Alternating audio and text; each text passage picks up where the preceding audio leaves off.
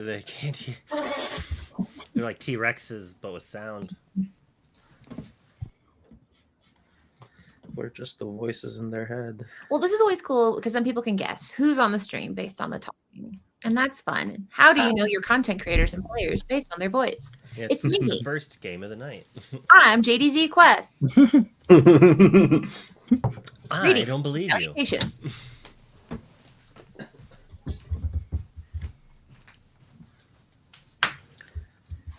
No, I'm JDZ Quest. Wait a minute. Now I'm confused. We're all our JDZ best. We're all sending our spirit energy to him. All right, you ready to show your faces?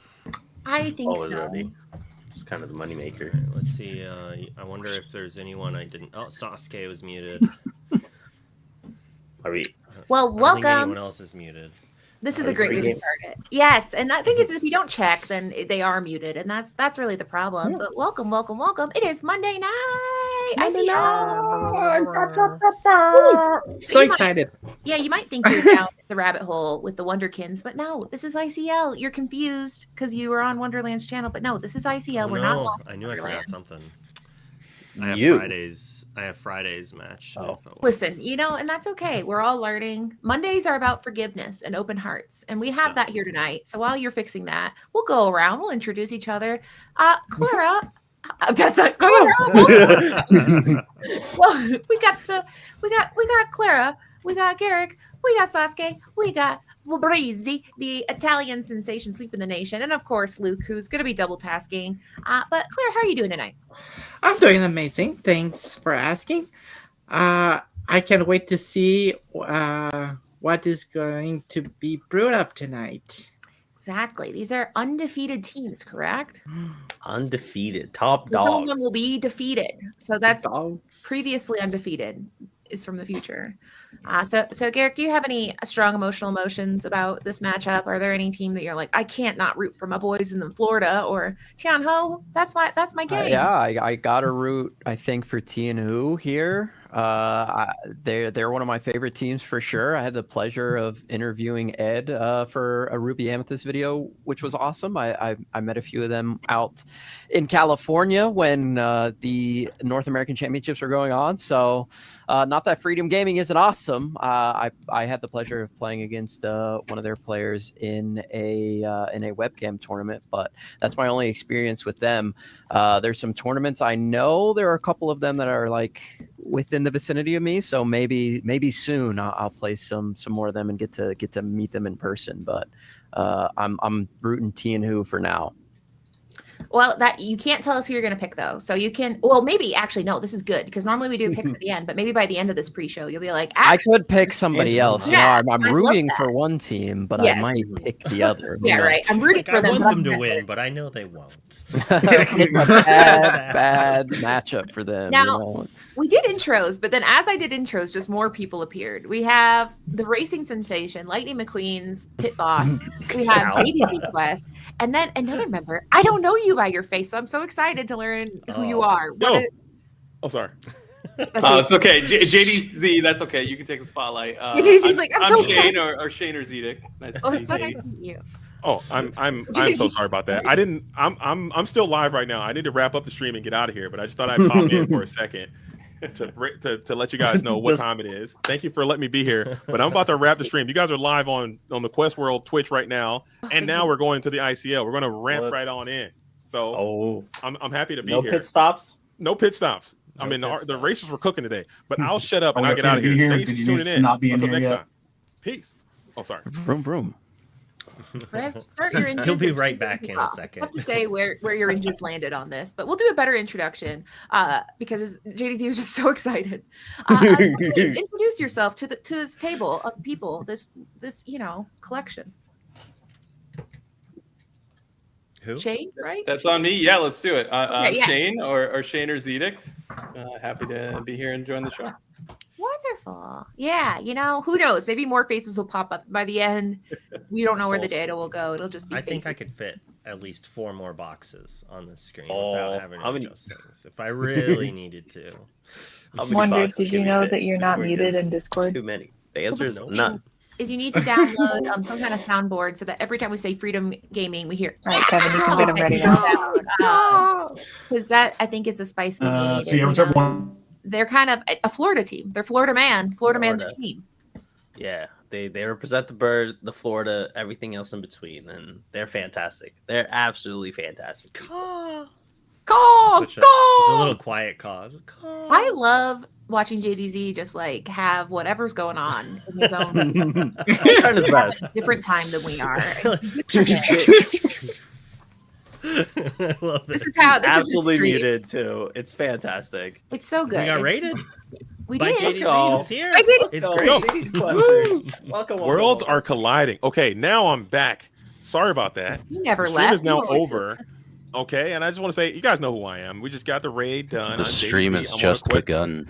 And I am happy to be here as always. I'm dressed like this because I was playing some racers tonight on my own stream. The deck was It's really the cool. best. Shout out to Ray for making it happen. SLTC's finest for putting that together. And I'm excited to see this match. I've been waiting for this all week. Finally, a high-profile contest between two undefeated organizations, two of the best teams in the game. Let's go. Friday was too. Yeah. Friday. and I mean, Friday's gonna be really good. we got one of the team people. They're not in the green room. We have a green room where we sequester them, but he must have gotten out. He must have got his phone. We got Ed in the chat. Someone get that phone away from him. We can't let that happen. Just we allow. He's our gonna keep receipts. I mean, he's gonna not be the like, first this match. guy didn't vote for our team. And That's we're true. We close. don't. Yeah, that's so We stressful. cannot Like, leave him get receipts. I on us. think Just Ed's screenshot. team's gonna win for sure. I do. Here we go. We're gonna talk about who's playing tonight because we got 15 minutes and we got 6 of the best players in the nation tonight. So he'll pull them up probably. See, well, we'll talk about the players later. We'll talk about the players. Sorry, I got distracted. I didn't I hear. know. Like, I need like an electric buzzer that you like shock me. That you're just like. We have it, but it's just the funding. Twitch doesn't allow us to do that type of content, unfortunately. we can't do I found that out the hard way. I was about to Probably. do it, and I didn't. So I'm glad Yeah. we didn't do that. I'm glad we didn't do that. But I don't know. So Oh. I will first off apologize. So Chris, I did Photoshop on his elbow. That is not his God-given elbow. So It looks nice. Well Yeah. done, Katie. It was Sharp actually. elbow. You should see the rest. I mean, I think I sent the rest of the picture to a group chat that you're in, and he's playing the guitar. And there's a microphone. The other part that I edited out. But either way, we'll go around. We're going to start with you, Garrick. Who do we have here? Who's up first for Tian? Yeah, so this is Chris. You might recognize him from the Disney Lorcana Challenge in Las Vegas, where he went up against Zan Syed in an amazing mirror match where Emerald Steel rose from the grave, and they went head-to-head. Diablo revealed himself to be the big boss all along after Bucky was dethroned. So he got second there. He also secured his invitation to the North American Championship, where he was able to get top 100. And then, of course, second, who could forget the Bibbidi Bobbidi Brawl? But Chris is one of the best players, like you said, in the nation. Of course, a second place finish at a Disney Lorcana Challenge is nothing to sneeze at.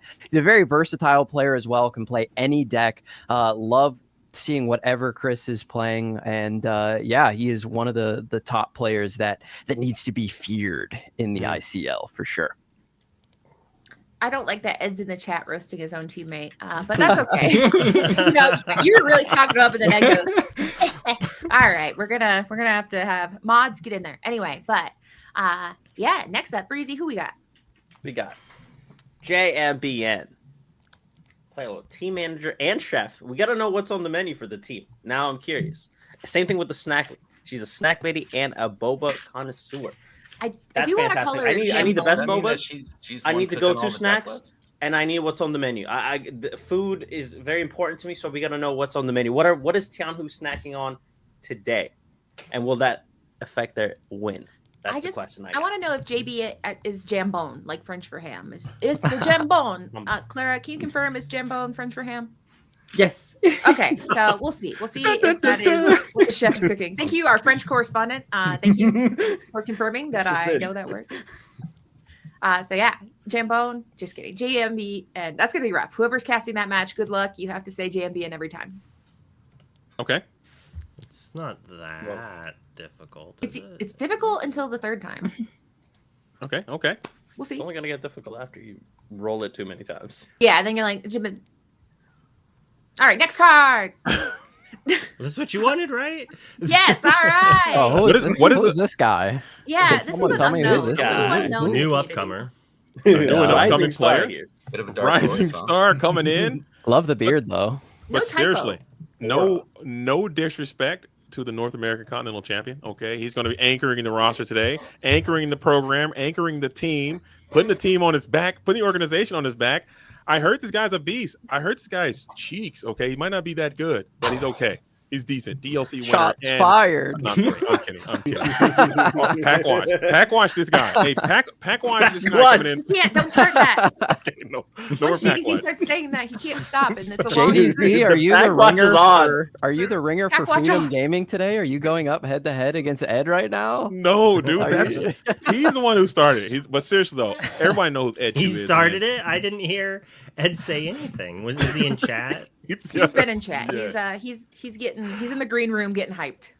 No, I'm serious, but I think everyone knows who Ed is. A phenomenal player. I'll be excited to see what he does tonight. I think he's going to be one of the guaranteed wins that they can kind of count in. I don't know, Shane. I know you had a chance to hang out with Ed a little bit. You know, Ed, what do you think he's going to be playing tonight? His tendencies. I know he had a debate he played this weekend. What do you think about Ed? There's a lot of talk and different hype of a couple different decks that he could bring to the table tonight. He's always full of surprises. If anything, we know that there's probably going to be a lot of 4-ofs in his deck. Yeah. Builds his deck in a certain way, so I think that's one major expectation we can have from him. Okay. Just had to show off what you just have to. He's opening. Someone's boosters. ripping Pokemon. He's right opening now. That's boosters in the crazy. pre-rep. He's like getting ready to go. I He's only just like let's that. do it. Let's The only go. disappointing thing He with needs having one more Tamatoa. He's trying having to Ed is That's we why might he's not opening up the Pokemon packs. we might not be Boosties able to in see the chat. patented Ed stare without a face cam. So he can't intimidate his opponents from across the computer. Shout out though to Bannable for being our first face cam pioneer. He I did like a that. yeah, that was really I think great. And Sailor was did it. doing Sailor it. did. Sailor Oh. was doing it too. I didn't watch barely after that point. I was like, no, sister. It's always the second person that gets the credit, you know. Yeah. So Sailor pioneered it, and then Bannable said, "What if I made this?" I think Shout out to Team Bannable, Maelstrom. Bannables was just cuter Sure. because it was so like small and It was like, okay. So that It was like it was much cuter. Sailors like was much more like directed. well. Hopefully, Ed has time to set up face cam so we can see the true See the stare. the Ed stare down, patented and Versus trademark. the one, the only Caw Squad. No. I Yo, just have to build up all the energy out of nowhere for no reason. But I mean, Michael the Caws Senior. are always worth it. handsome guy. I'm feeling what I'm looking at here. Oh no, JDZ, Yo, we're back at this. come Let's on go. now. Incredible smile. Handsome guy. I mean, the Tian Hu guys are quite some lookers, very dapper as well. But this guy right here, I trust this guy. This guy looks like he can fix your transmission. This is how this always goes: is we start being like, "All right, how sorry. do we feel about the looks of this person?" Sorry And about that. to be fair- Carry on. Pat, take it away. Well, I'm sorry. I find the achievements pretty impressive.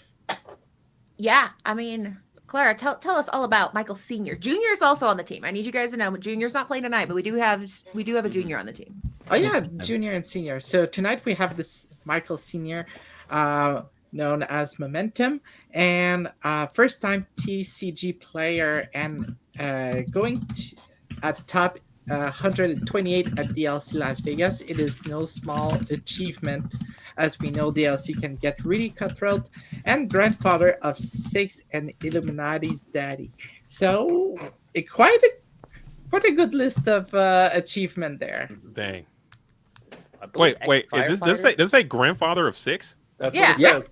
Six That's crazy. grandchildren. So we got like a King Griffey Jr. Senior situation over here with King Griffey Yeah. Jr. Senior and King Griffey Jr. on the same team in the same lineup. That's history in the making right there. But it's kind of like if wait, is it because I don't know what that reference is, but would it be because this sounds like junior made senior play, so like the it's like a backwards nepotism It's situation.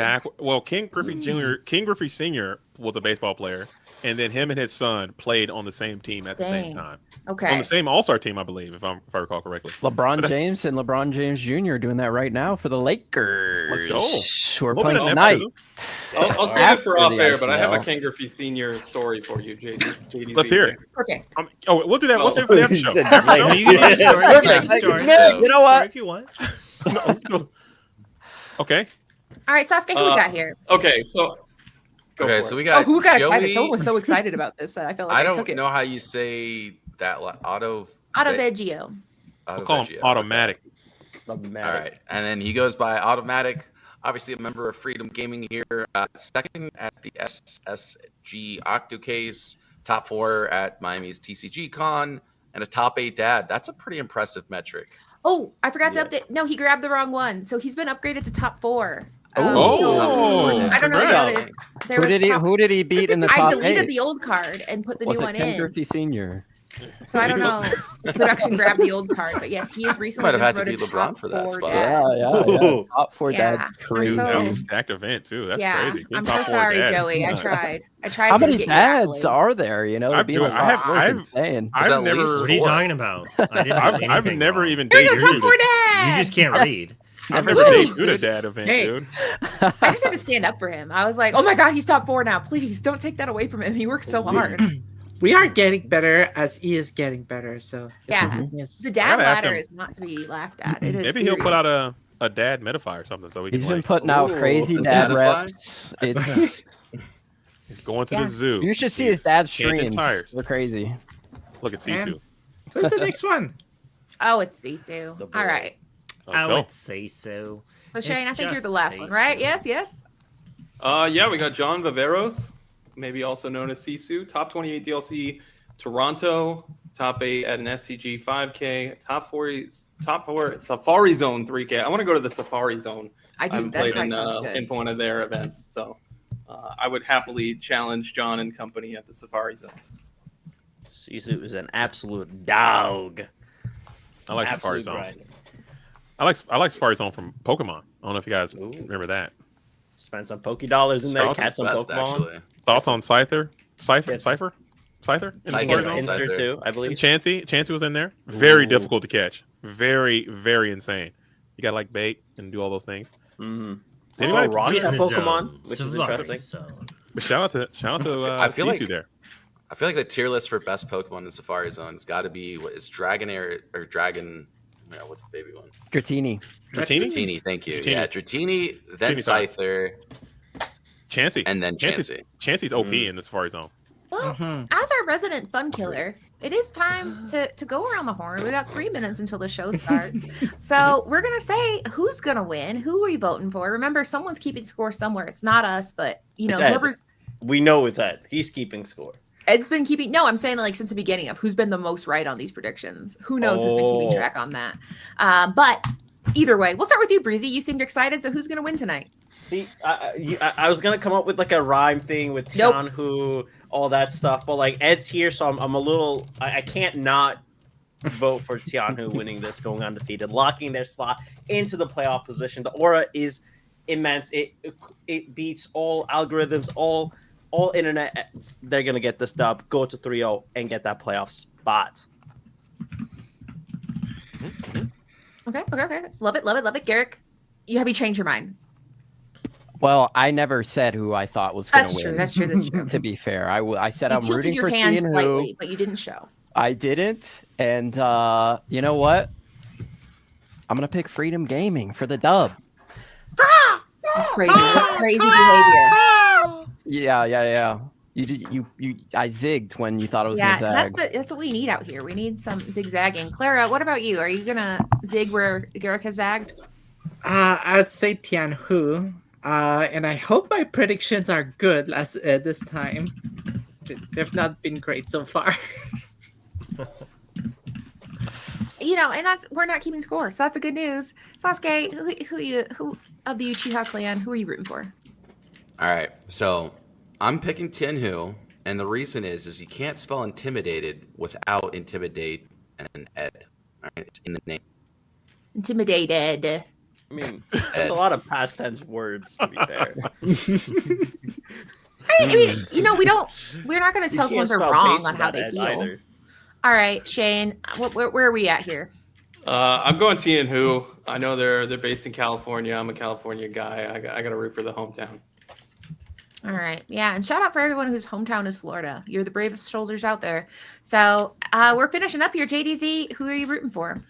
Let's see. It's going to be tough, okay? I don't think it's going to be as one-sided as you think, okay? I think Tian is coming to play. I also think Freedom Game is coming to play. They're going to be the underdogs tonight, and I think they know they got an uphill climb. I don't like the roster they brought in here. I'm not going to lie. You got Sisu in there. I think he's going to hard carry the team. You got Grandpa in there. Maybe he can do some strong, heavy lifting as well, okay? You got the handsome hunk over here, Automatic. Is he going to be good enough? I don't know. Ed Chu, Golden Mickey. He's got 2 of them, okay? The other gentleman, I forget his name. What's his name? Elbow guy. What's his name? He's got a Golden Mickey as well, okay? And you got JMBN over there. I don't know if she's going to have what it takes, okay? She's going to be bringing. She's going to be cooking. That's what she's going to be cooking. Yeah, she's cooking. I think it's going to be tight. She's the chef. She is the chef. She's going to be the chef. She's going to be cooking. I think it's going to be tight. I'm putting on a dice roll. Whoever wins his first dice roll is going to take it all the way down. But I'm leaning towards Tian Ho. All right, okay. Freedom Gaming. Listen to everybody. Nobody believes in you. What are you prepared to do about it? Don't let anybody come into your house. Take your meal. Honestly, that's going to bring back God's hand. I mean, they didn't bring a cook. They didn't bring a cook with them. That's a great point. Like, Tian Hu's bringing 2 high DPS characters and a healer. They're going to dominate. I mean, it's that simple. Like, there's 3 Mickeys on just 2 players. All right. Right. That is a higher Mickey per capita than most teams have. That is the MPT, the Mickey per capita. Mickey per team? Yeah, per team. So moving on, Luke. I mean, you're going to bring it home. Who's winning as we jump to this first match? You're going to be casting by yourself.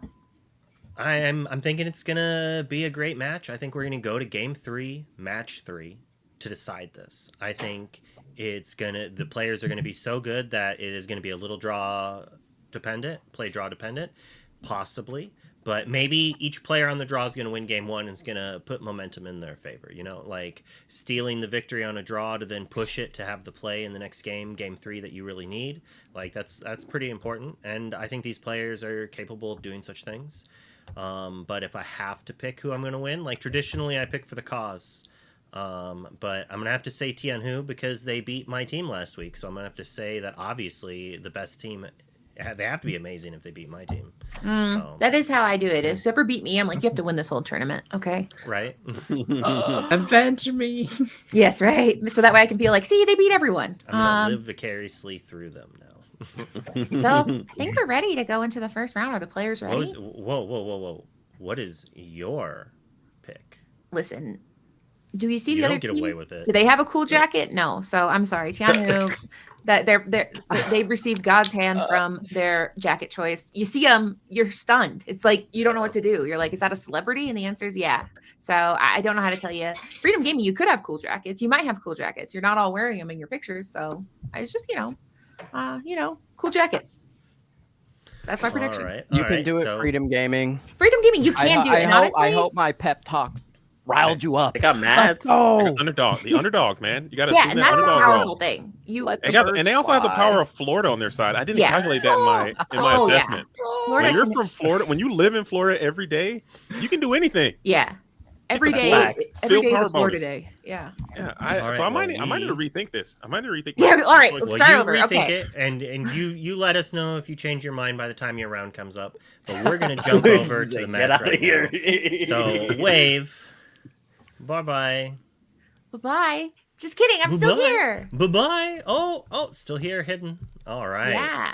So we are rocking and rolling into game 1, which is Chris, very hungry Louie, and Momentum, who JDZ lovingly called Grandpa. I don't think it's Momentum. Yeah, Momentum, who I will not call Grandpa because that is strange for me to do. So either way, they are altering their hands, and I'm pulling up the deck list, and I'm pretty excited. It's not, it's some good stuff in there. These are classics. It's a classic deck against a classic deck. But you don't know that because you don't look at deck lists, and that's fair. That is true. I'm looking right now. You said it was a classic, so I'm like, fine. I mean, it is. You can't get much more classic than this. Now, there are some little fun things in here that I'm a little excited about. And by little, I mean, yeah, I'm pretty excited. I'm excited to see how it plays out. I think I will say one of the deck names. Sometimes I give deck names and you guys are like, deck gave away everything, but I don't think this will. One of the deck names is This Could Win, I think. So excited to see if this could win. Obviously, that means they're playing Ruby Steel. Yeah, this could win, I think. And honestly, every deck maybe could win, except for the ones that can't. But, we're going to go ahead and get started. And as we know, this game will determine who goes first in the second game and, set the tone for the night. Is it going to be a night where it's all about swift revenge after the first match, or is the tidal wave going to start and be unrelenting? Yeah, my we got fist bump. Dreamborn is not working. So I only get one list. I can send you the images. I have them. So, because my goodness, this is a battle of the ages here.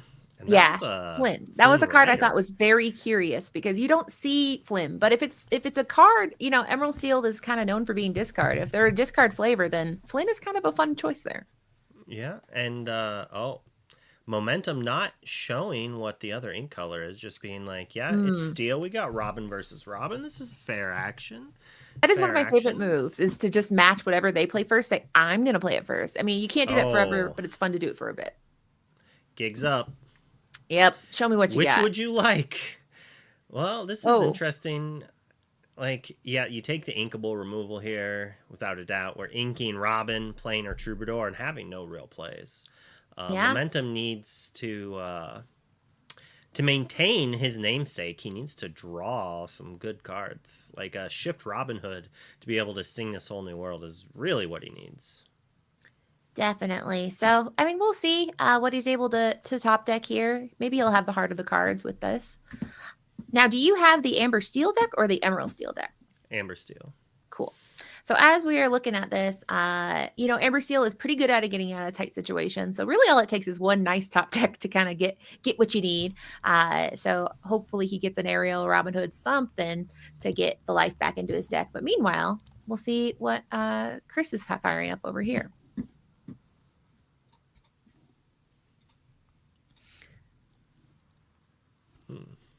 So he is going to go ahead and pass. I think he passed. He's thinking about passing.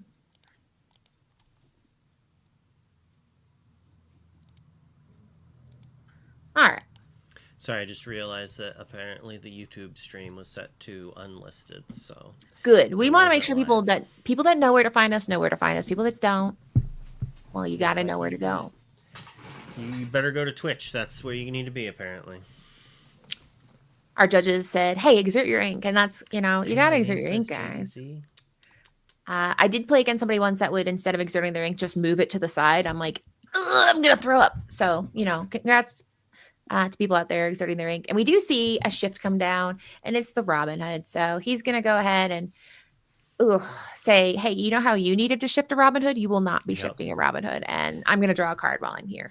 So kind of painful here for Momentum. And here's hoping there's an Aerial at the very, very top of his deck for this next turn. Chris is so hungry. He's eating Momentum's namesake, and he's stolen the Momentum and is just on a roll here. He takes the inkable removal. He shifts his Robin Hood, sings away the opposing one. There's not really much you can do there. Like, that Pete's too late. At least Momentum drew inkable and then another inkable. And it does have the Zeus, which I guess that's fair. There's no Rapunzels. You don't have to really worry about it. And this way now, progress. Another Ursula 2 off the top doesn't take it out of our hand. Yeah, exactly. And because, this is all about kind of protecting your resources. And you don't know how long you're going to have cards in your hand when you're playing against this deck. So always a good chance. If you have a chance to sing a song, sing it before you're forced to throw it away. Now we do see a sideways Troubadour here, but notably he has resist. So he's feeling pretty comfy against this Robin Hood, knowing that Robin Hood is trying to banish him to gain 2 lore. The Robin Hood doesn't even banish the good old Truby. Well, yeah, because of that resist factor. So that's why Troubadour's sitting there going, I literally am a turtle. You can bite me, but I will go in my shell. He's going neener, neener, neener, as they do. Just a nice little taunt. As Momentum is in the tank, Chris is in the tank, going with a Pete, so Momentum can't just play the Storm that we know he has to finish off that Robin. Yeah, and that feels rough in this position because, even if he's got, like, he had a lot of actions in his hand. Like you said, we saw that there was a storm in there. So it's just kind of, a storm, a whole new world, and some other card that hopefully is useful. Yeah, he's basically inked or played everything he's drawn so far. So yeah, he's definitely thinking here. Now his Robin is feeling a little bit more vulnerable, because it would be nice, quest for 2, it'd be cool. But the minute you do, Pete would love to have a word with Mr. Robin Hood over here and get him off the board. So it's kind of one of those turns where he's like, well, I'm going to see how bad it is on momentum side, possibly. Or in this case, it looks like he will go ahead and quest.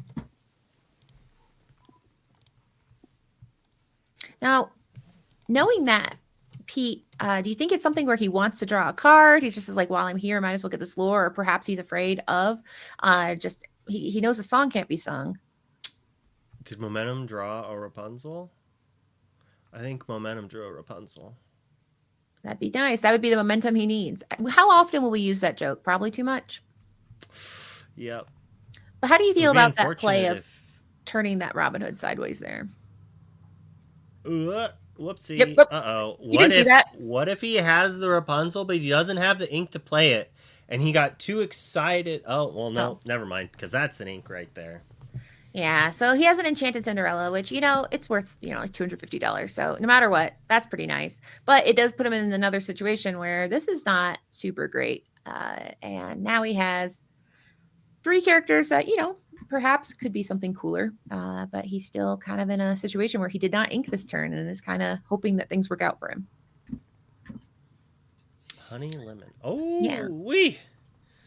That is a pesky, pesky thing. I think this game might be over for momentum. Yeah, so that pirate here, Shifty Pete, as I like to call him, is going to be a huge problem when you have no ink and you don't you only have songs. So notably, none of his characters can sing A Whole New World right now. We do know he has the strength of a raging storm, but now he has to pay. You can't sing it. If he has another inkable in hand, but I think we just know that he has 1 blank, right? I think it's Storm, Whole New World as his blanks. If he had inked the Cinderella and top decked his Zeus, he could have Zeus the Pete and then challenged it with the Pete to try to get through there. But yeah, and we see him just singing to just try to get some value, draw some cards. So he did have to pay that 3 to play Let the Storm Rage On, which kind of shows that, he has a very, very, very large hill to climb right now. But he has some tools in his arsenal that he might be able. Oh, okay. Nope. He didn't ink anything. So he did not. That's rough. Or possibly he needs what he just drew. So we'll see how he plays through these turns. I think I would have put the 1 damage on the Pete instead of 2 on Ursula, because at this point we have to draw Zeus for that Pete. We cannot do anything while that Pete is in play, basically. Our entire strategy is singing songs, so we have to answer it. We put 1 damage on it, and they have to turn it. They have to exert it to make it stop us. And we have the Pete in play, so we need to deal 2/2 more damage. Or World's Greatest Criminal Mine. You forgot about that. Too. Yeah, that I was like, wait. Too. I mean, I guess that would maybe signify why we put the 2 damage there. But if we had the World's Greatest, I think we would have just played it first. So he definitely drew into that. Yeah, and if he had it, he knew he couldn't ink it because he definitely needed it for that Pete. So now he just says, okay, is there anything I can do here? He got rid of one of the bigger threats, but now we see an Ursula who is about to sing something twice, I would assume, as she likes to do. Although he only has 1 other card in his hand, so no singing. It was just a dock played with no discard, right? Which to me makes it seem like he might have a strength in hand, and he was preparing himself to be able to double strength and needed the character, and he just drew the Ursula 2, because he definitely would have played Ursula 2 last turn over the dock. Yeah, and we do see him go ahead and another dock, and then go ahead and get that Whole New World, which he had a Naveen. Would have been very nice to combo that Naveen with a Whole New World, but now that is no longer on the menu, and we see a very wide, very annoying board state on Chris's side. Cursed Merfolk. And Pete, this is like a very aggressive deck that's trying to use Pirate Pete to deal with Amber Steel. Like, in general, it deals with these songs, because normally you don't want to play a card like Cursed Merfolk in a steel defined meta. But it's okay to run if you think you're just going to be crushing the steel decks because of cards like Pirate Pete.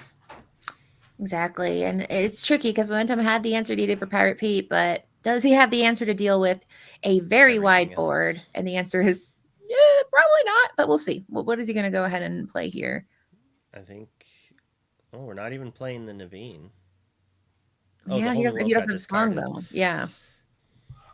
He's in a world, but it's a world of pain right now. A world of, I don't know. Because on board right now, we have all of them are not questing for a lot except for Curse Merfolk. So it's not over yet with 1, 2, 3, 4, 5, 6, 7 on board, but it's getting closer to that point where it's going to be hard to come back from, especially with no draw engine on Momentum side right now.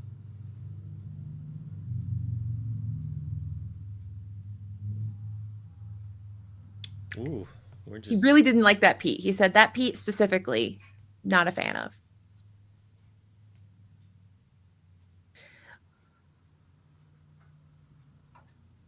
Double Sudden Chill? Yeah, we've seen Chris be pretty aggressive between the using 3 Ursulas for 1 Pete and then the questing with the Robin Hood, leaving him open to be challenged. He's definitely playing a lot of like calling your bluff, being like, what are you going to do about this kind of situation? So it's kind of interesting seeing those kind of plays being made on his side. Yeah, he couldn't really quest with his characters with that Pete in play. Yeah, so that makes it where at least they have a little bit more room to breathe with 2 1-drops.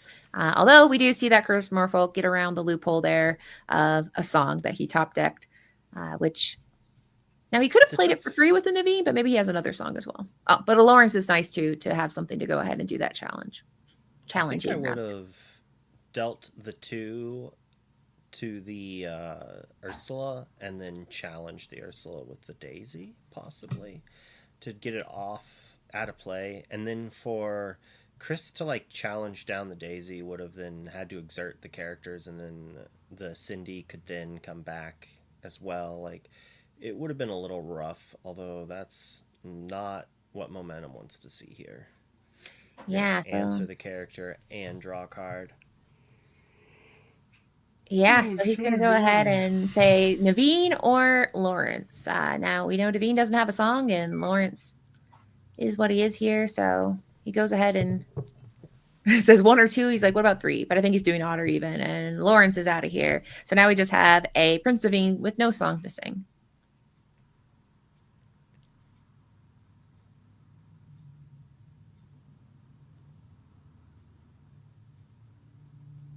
All right, and then we do see that Ursula challenging and getting rid of that Cinderella and slowly whittling away his answers here. Now it's just 1 Daisy by herself, which is good for questing, but not so good for challenging. A damage on the Ursula 3. He spoke through. He made it happen. And as someone pointed out, did he draw off of that John? I believe he did with the We Don't Talk About Bruno, because I think he only had 1 card at the beginning of the turn, then drew. Played Bruno, so if he has 2 cards, then that should be right that he drew off John. But I mean, he did play a dock, so he might not have. Okay, well, that's all I got. Draw. All right, so it does look like he did not draw off John, which, we all get excited. Getting rid of Lawrence is so exciting. So, how could we remember such things? I guess it would have been bounced anyways, but like 2 turns ago he played this Daisy instead of the Naveen, and I don't know, it's like okay-ish. He keeps it so he could play it and get the spell or the card for free, but if he plays it and then he draws something like a Storm, he still could then just that's a rough Daisy to play the John. So he does get a dock off of that Daisy, which is pretty exciting for him to see, because he wants to keep refilling his hand, and that'll help that journey. But to your point, yeah, now he has a Naveen and he has a Zeus, so he has to be a little bit careful here. But he, of course, has the answer, which is another Ursula, this 4th Ursula, if anyone's keeping track at home, going ahead and grabbing that Along Came Zeus right out of his hand. I play a much more conservative game. which makes it seem like I don't like this, I don't like that. But it's just that I play like quite conservatively, and that's just like one issue of it, where it's like I would want to be able that if I top decked something like Ariel, I would have already committed the singer to be able to like do something with it right away. So if I drew the whole new world, I could sing it with the Naveen and still have 4 ink open to deploy 2 or 3 cards from my hand instead of being able to play the Naveen and then whole new world, especially against a deck like Emerald Steel. Like I'm not going to want to skip my 4th turn to play a 1-drop and then next turn play a 4-drop and not be able to double card. Like I wanted to maximize my ink per turn ratio. So like I don't want to spend 1, then spend 4, then spend 2 when I could have just spent 4 and then 3 over 2 turns instead of 3 turns. And he says those are good advice here. He's like, I'm going to go ahead and try that next game here. Yeah. And this is kind of what Emerald Steel does. It was just nickel and diming some lore while just answering everything he does. He's obviously playing a slightly more aggressive version, so Chris is going to be able to burst some lore a little bit quickly. So he's going to try to take advantage of double singing with Ursula, draw a couple of cards with the dock, and then just deploy his hand. And the extra 1s and 2s in his lists are going to allow him to get more value off of that dock. And we saw at least 2 docks, so we can assume that he's on 4.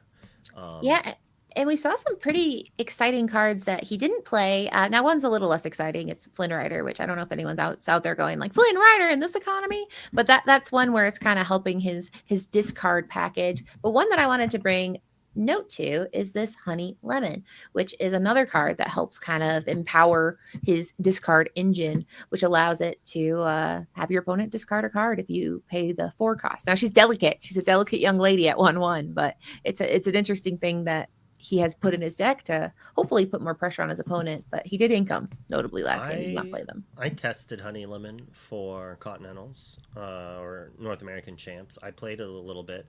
I don't think I ended up playing her at the end. I might have played her as a 1-of. I mean, she's a 2-lore threat against the control list that you can play on turn 2. I hope they don't have a T-Po. And like in the middle game, it is a card that can take away something from their hand while still having a bit of a threat. So it's kind of like there's a lot of cards in that exact area where you have Friar Tuck, you have the Daisy. I think there might be a Donald or maybe multiple Daisies that do it. Just 4 cost, double lore, discard cards. And it's like, which modular mode do you want? And I think this version that you can afford to also have a 2-drop or a 4-drop out of is kind of the right place to be. Because you can also, if you're playing super aggressive, if they are already out of cards, you can play this and another 2-drop on 4, and then it's like very good for you. Instead of just being like, well, I guess I have to play this 4-drop that does nothing. It's just like a 4-cost double lore. It's like, who cares? Yeah, no, and I think this meta has been very interesting because it used to be like 2 sets ago when somebody had a deck, you're like, oh yeah, it's going to be probably different by 1 or 2 cards. But now, I mean, you can have very different flavors of what you would consider the same deck as far as on paper. So it is kind of interesting. And I mean, there's some cards that maybe we'll see this game that I would surprise me if I saw my opponent playing an Emerald Steel deck. He has a 2-cost card that I would be a little caught off guard if my opponent whipped that out during this game. So we'll see. We do have momentum starting on the play, so he's definitely trying to get a little bit more aggressive. Maybe do what I like to call the daisy chain of Lorthal. I'm workshopping it. It's a daisy chain something. We haven't figured out the rest. My team. It's just me. But we'll see if he's able to fire that off, because that would be nice. You, Olive, and what's the other one's name? Zelda and Olive. We work together. They don't speak or understand English, but they have a good attitude. But also, you're not just like, which one do I use? Bark twice for this, bark once for that. Exactly. And we also know that we didn't see any birds. I don't know if you noticed that. No birds flying around that last game. So I wonder if Momentum's caught on that as well. That this is a Emerald Steel deck without one of the more famous Emerald Steel cards, at least that we've seen yet. I did not actually even notice that, and it's an interesting take. The card is insanely powerful, but if we were just... That's a good Daisy open. It's what Momentum wants to have. The momentum. The Daisy chain has started. So there's a card I was talking about that caught me kind of like, oh, is a go-go. Because I mean, if you're not expecting a go-go, you can maybe be a little bit more conservative, or your math can be a little bit different. You might let something happen that you wouldn't, and then go-go comes in and might close a game. So I thought that was kind of an interesting spice card. But she's in the inkwell. She's not doing anything right now.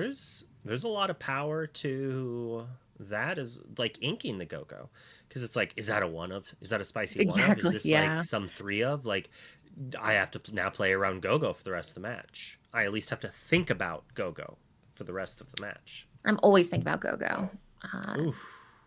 So we start the party here, Daisy. Yeah. Oh, this is an interesting open. I realized I was watching. Rid of one of your answers to Pirate Pete is not something you want to be doing. But maybe Momentum's going to try a whole new world. But now we know that there's at least a 3-drop Pete. And once that comes down, you're not stopping him from getting a Pirate Pete active. And if Very Hungry has what is mostly considered one of the best 2-drops here, has the Ursula 2 to make sure there's no removal, it doesn't matter that you have a Troubadour in play if you have no songs. Which we did see the one song, maybe that was the only song in Momentum's hand. Yeah, we have seen that a strategy people will use when they're against Ursulas is be very spiteful about having songs, which is kind of hard because songs is what makes the deck good, and yet you're trying to be very conservative with keeping songs. But we'll see how we played it here. We see one song that he'd very much like to keep, and he will not be keeping for long. But an Aerial's on the way to maybe help this curve be a little bit more powerful than we saw last game. Yeah, we're going to play Aerial, and then Pete comes down, and then we don't get a singer song or play it. So we don't even get to Prince Naveen, even though Naveen is kind of a workaround Pirate Pete, right? It's like, sure, I can't sing my songs, but Naveen at least plays it for free. Where it doesn't get around normal Pete, it gets around Pirate Pete. So we'll see. It looks like he might have a couple songs here, and he goes ahead and keeps one that lets him draw a card, which makes sense because at this point he has a Naveen and he has an Aerial. So, drawing a card. You definitely play this. Like, you just take out that Merfolk. I don't want to discard cards. I don't want you gaining lore. I want to answer that and then quest with my Daisy and hope that you don't have Pirate Pete and I top deck a whole new world the turn after you Pete. Or the first turn I can do things after you Pete. Exactly. So we'll go ahead and get that Merfolk out of here. No discard. Feels great. That's the best way to get rid of a Merfolk is without having to discard a card, and you get a card. So it's kind of great. And then we'll see Daisy hits, a beautiful, beautiful Queen Anna, which is one of my more favorite tech cards because it's like a tech card with 3 tech cards inside of it, which is very, very fun in these kind of matchups. I definitely like the card. I played it in Seattle. She did a lot of work. She did. Big Tamatoas getting knocked out. She's better than Ring the Bell. I do believe that's the kind of alternate version.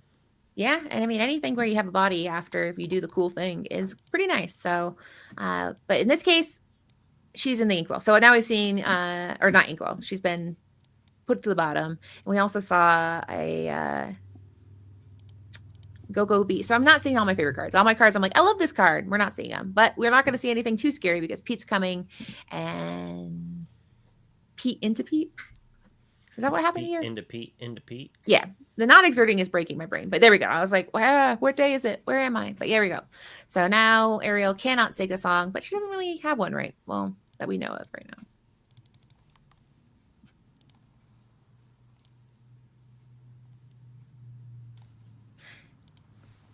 Now, Naveen gets around the rule, or he does not get around because you may play it for free, right? He does not get around regular Pete, but he gets around Pirate Pete. Got it. So that's a good point. Oh my goodness. So okay, finally he got to keep a Pete there, which feels very nice to have that Pete in your hand. So yeah, that Naveen is just a body, which is kind of a bummer. Because he's a 3/3. That's fine, but it's not bad. Because I mean, look at Momentum's board. It's good. It's just he might run out of gas at some point, knowing that Pete can sing a song. He might have some discard coming his way. So these next turns are going to be pretty instrumental on how this momentum's going to go. We gotta get one momentum pun joke every other. I didn't even mean to make that one. If it makes you feel better, it's just his name. But yeah, we get the momentum go. Yeah, I don't know. It's really hard. I'm just calling him Gramps. Is that better? Grandpa? I'm sure he appreciates that. Senior. So we'll call him Senior. All right. Let's see here. So we're, like I said, this turn's important. So he's got to. What is my dog? She's just licking my chair. It's very disturbing. You never know what's going to happen to you. But yes, like you said, the Naveen does not go evade the Pete law, but pirate is you have to exert, and free is free no matter what. But we go ahead and see him drop down what could only be maybe Pete. I think I see the Foot Locker attire of Pete on that card.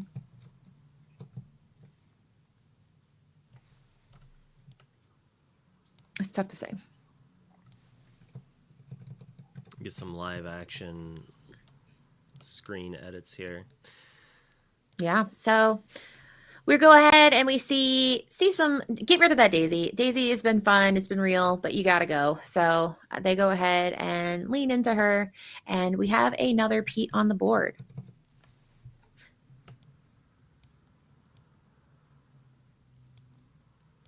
Oh gosh. So we have another Naveen no song, which I guess it's like, not the worst thing in the world. It's kind of like Rapunzel no healing. She's a 1/5, and that's nothing to cry about, but sometimes I'll cry a little. 6. Yeah. It's not fantastic, but it. Yeah, Singer 6, like you said. I mean, the Pete's have been kind of annoying, and we might see a bigger Pete coming down now that we have 2 Pete's on the board, depending on how he plays this. That doesn't happen, though.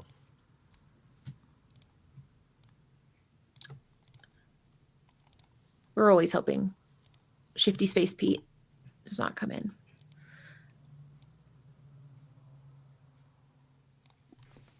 All right, so we got Pete and also Pete, and one of them is going to sing Let the Storm Rage On. Get out of here, Naveen number 1, who didn't sing a song. Naveen number 2 on the board, you can still stay. And then, what did he draw? And is it that beautiful, beautiful pirate that is a shift cost of 4?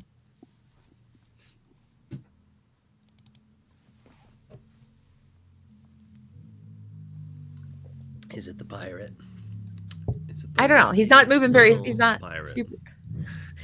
I always, if my opponent moves too fast, I get scared because I'm like, oh gosh, it's what you wanted. So it doesn't seem. It seems like he's making choices here.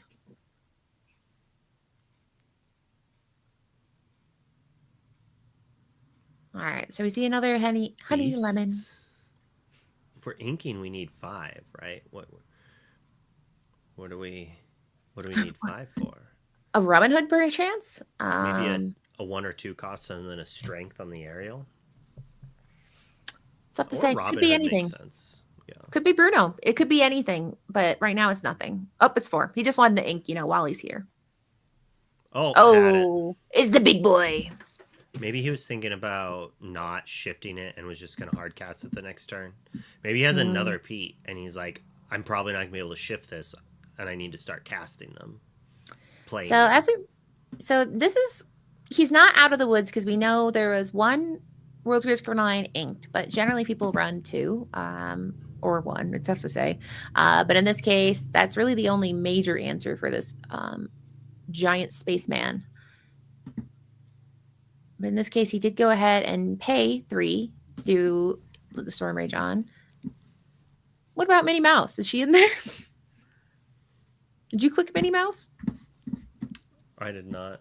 Oh, well, I like that she's here, honestly. I liked it. I thought you were like, and here's the secret tech card I'm hoping we see today. It's Minnie Mouse from the game. Everyone's favorite. JDZ's just like, this is the answer. Here. Yeah. This is the answer. I built right. a deck. I was just like, I'm going to make Ruby. Is it Chromacon? Yeah. Or Coil. Ruby Coil. I'm going to make Ruby Coil good. I'm going to play the Minnie Mouse. I'm going to play World's Greatest. I'm going to play Queen. I'm going to use the cards that they gave us to use. And it was not that great. We see him ink. So that means he's going to 7 ink here. So he's kind of setting up an engine that shows me he's about to go into a discard hellscape here. So he inked that Robin Hood, put down Pete to say, hey, whatever you're up to over there, don't. And then a Prince John. So momentum's probably shaking in his boots, going, what are you about to do? I'm so scared right now. You can't play that.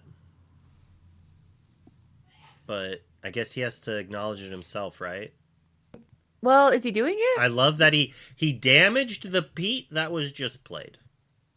Yeah, but he that's does have he to worked there. acknowledge that he played the Pete, I think. Oh wow, so they're just sending it. All right. So it would be a mistrigger on Chris's thing. Yeah, they both were so excited. They said, I think. Is it a form? Is it a chalice check, or is it the like? because I mean you can't. I mean that's my thing. Is like it's not that like it's not like you shouldn't. So I think like and technically they would have to rewind it. But we shall see how they handle it. Well, you're allowed to miss your Pete trigger. I'm pretty sure. Yeah, but he drew a card. Oh, but he doesn't care. He says, you know what? I missed it, but I'm moving on with my life here. So, you know, I don't know at this point. Can you rewind? It sounds like you can't. And he's happy to just have two giant Petes. Anyway. I was like, maybe he has a Rapunzel. He does not. That doesn't make sense. So, you know. You can Clement. I'll still win. Too funny. Oh my chat. goodness. Too funny. I think, you know, do you ever have a card in your hand you're so excited to play that you just don't even care? You're just like, whatever, he lives. And then you're just, maybe that was it. He was just so excited that Pete did not perish and get banished that he was like, whatever, I'm going to shift. So now we shall see. He can sing actions now, but instead he... Oh, okay. So he goes ahead, quest, play spend, readies him. And he's at a high lore. So he's at 7 more lore, so he's gonna try to 2-tap win here. He could have like thrown away his 2 characters to get rid of the Pete, but I don't think that's actually that good. Now I don't think at this what point he he has any cards in hand, correct? It looks like at this point, or maybe he does. But either way, oh wow, double Anna here. With no effect. Yeah. But they have quest for 2. So that's Lorthel in play. Yeah, so this, you know, you don't have to pay for the extra tax. So in this case, he says, yeah, I will put my pretty lady sitting in a chair. We have angry ladies sitting in a chair. This one's, she's not angry. She's just sitting in a chair, a powerful lady in chair. And now it's kind of the pressure is on Momentum's side to answer this. Momentum like has bad choices. Yeah, he said like oh, all right. One card here. Oh. I mean, it's better than none. It is. Now, okay, so the math still works out where he's got Lorthel for sure. And is that one card, the magic card that says, I mean, if he got rid of Banana as a 2/3, that's still not enough, but it's a start.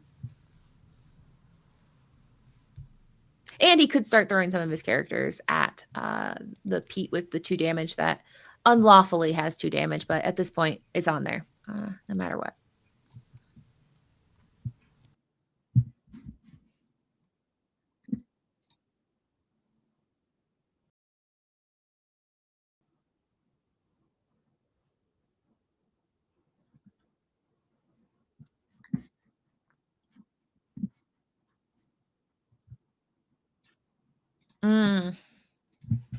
So they're discussing what went the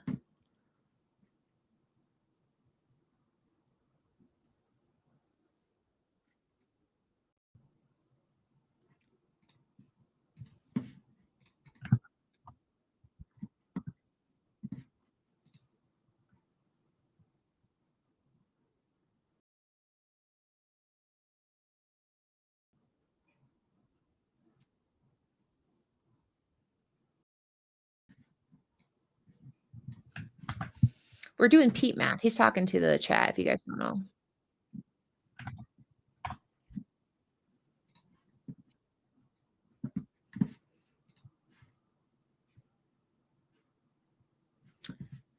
So he's talking to the judges right now. So if that's what you guys are wondering. But yeah, I think at this point it'd be very hard to unwind this far into it.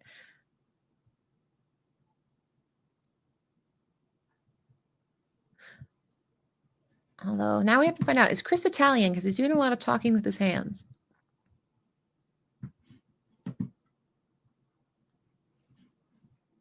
Yeah, Luke has many All right, hats. Producer. well, there Okay, was what, just what we're some doing? discussions.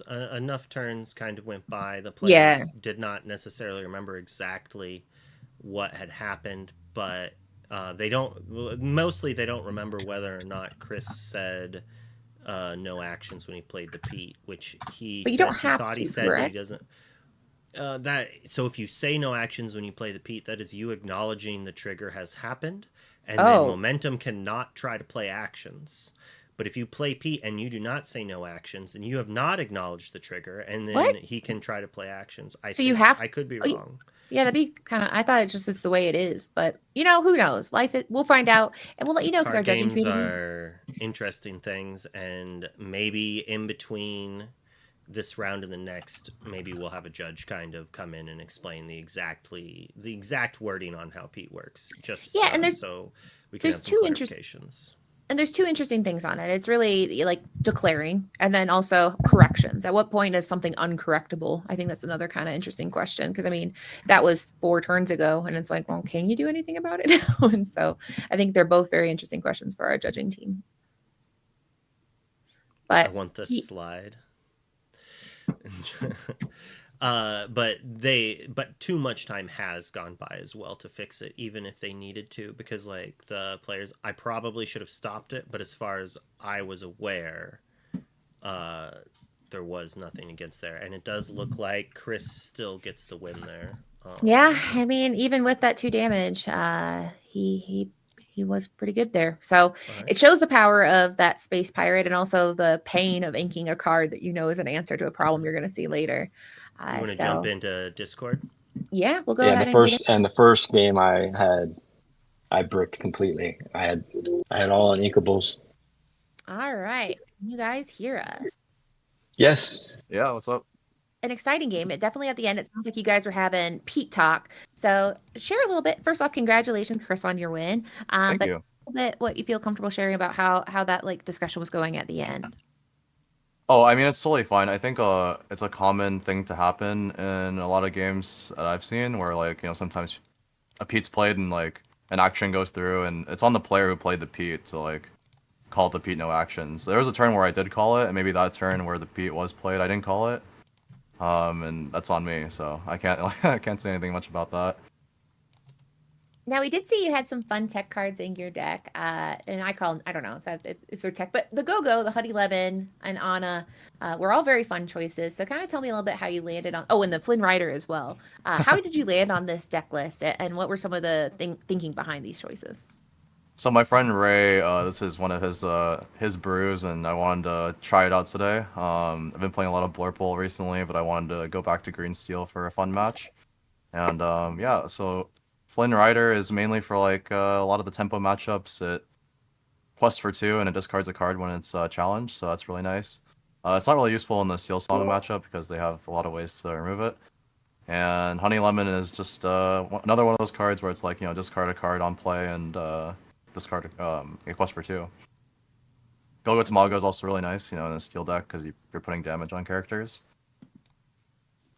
Absolutely. So that was a very exciting match. But on your side, Momentum, you were put on the defense for most of the game. You were pretty much just responding to some of the mischief on Chris's side. So how did the game feel for you on your side? I bricked the first hand. I had no inkables and by turn 3, and I just couldn't get. And then Pete kind of just stalled me out. So this is a tough match. This is probably one of the toughest matchups for this deck, and I just didn't find the cards I needed. Couldn't find a whole new world. Finally found a Rapunzel in the last match, but a little bit too late. Yeah. Yeah, and it's hard. You did have a Naveen with no song several times, which feels bad. Naveen, where he's like, and then I do nothing. All right, I'm a 3/3. How does that feel? So that was definitely painful. Yeah. So Luke, do you have any questions about the deck list or anything on that side? I mean, I'm all about Chris's list. I mean, obviously, I'm a little sus about the no Diablo. Yeah, that is crazy dude. talk. Diablo is not necessary right now, man. But I'm I'm in love with Doc, obviously, and I like the aggressive things. And Diablo does. There's a lot of people targeting it, right? There's a lot of Peter Pans going after you, but if you read it, what it does, it's so good when it's good. But yeah, I do like the take on it. I was very worried about a lot of purple matchups playing Diablo. Like, I think the card's like unplayable right now. And I think everybody's kind of pre-teching for Diablo, so it's kind of funny after the first match. Like, I looked at your deck list. I knew there was no Diablo, and yet still in my brain, I'm like, Diablo's coming. He was not. So I think, like, Diablo's so in our brains now that even him not being there, you're like, he's with us. I feel him in this room right now. So congratulations, Chris. Sorry, go ahead. I was just saying, Momentum, how have you been liking Amber Steel in this meta currently, and how have you been feeling about the Prince Naveen? It's kind of been going in and out of favor. Yeah, I started with 3. I went down to 2. I added the 2 daisies back in, which I taken out at one point. But honestly, I haven't played Amber Steel in a long time, and I started playing it again last week. It felt good. It felt very good in the meta. Does well against red purple, survives against blue steel in a pretty good fashion. It just, I think across the board typically does well. This just happened to be probably the worst matchup, green steel, but it is what it is. A game, it's a card game. But overall, I do feel the deck feels good. It's natural. Usually, it's unusual to draw the way I did draw. I typically will find an answer and keep going. And I've been able to get out of some situations and come right back pretty quick with a whole new world or with the Rapunzel heal, and just could not find the card draw tonight. So it didn't feel good. I'll say that.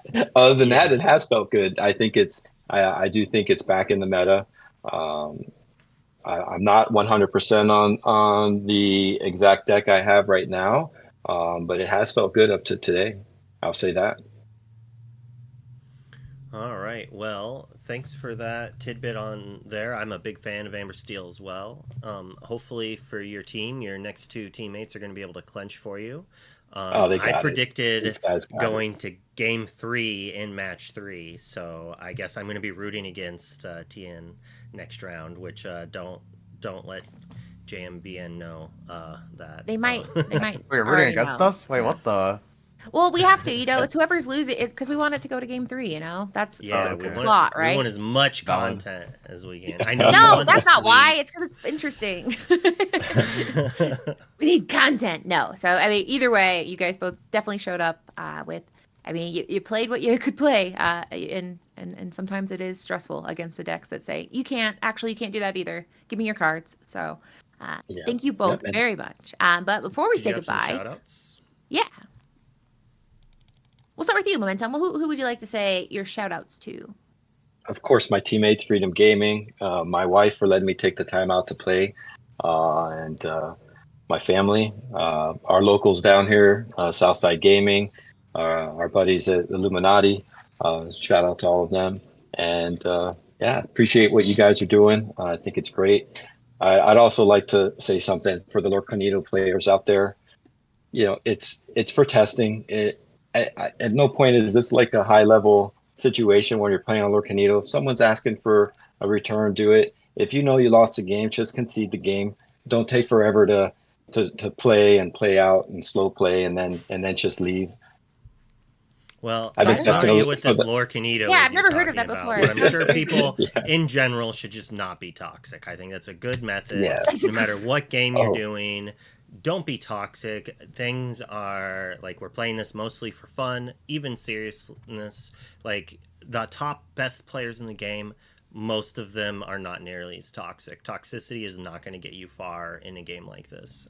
Not near as far as you wanted to. I do agree with that. Agreed. I was just notified I'm not supposed to talk about that game. Sorry. I don't even know what you're talking about. Yeah, we didn't remember Ed, so it's interesting. Chris, any shout outs? I'd like to shout out my team, Team Tianhu. Big shout out to Ed and Josie, who are going to be playing later on today. And shout out to my friend Louie for winning the Bibbidi Boppity Brawl yesterday. We both took home some big prizes, the DLC Cindy and DLC Let It Go. Very fun. And shout out to my girlfriend for letting me play today. It's her birthday, and I'm supposed to be at dinner Oh in my. about 25 minutes. So Oh, thanks for yeah. letting me play Godspeed. today. Godspeed, good luck, and tell her happy birthday for us. Yeah, she's getting a happy birthday for sure. And you All won, right. so that's a good news. At least, yeah. If you like, yeah, I had to do this and I lost, that'd be a bummer. But now you can say I won. It was for you. Team's got to All win though. right. Team's All gotta right, win. we'll make Thank that you. All happen. right, Katie, we're gonna move back to video. You all have a great night. All right, I'm super excited to introduce our next round, but how about Katie? The lore keeper's in. I do have it written in front of me, so that might have helped.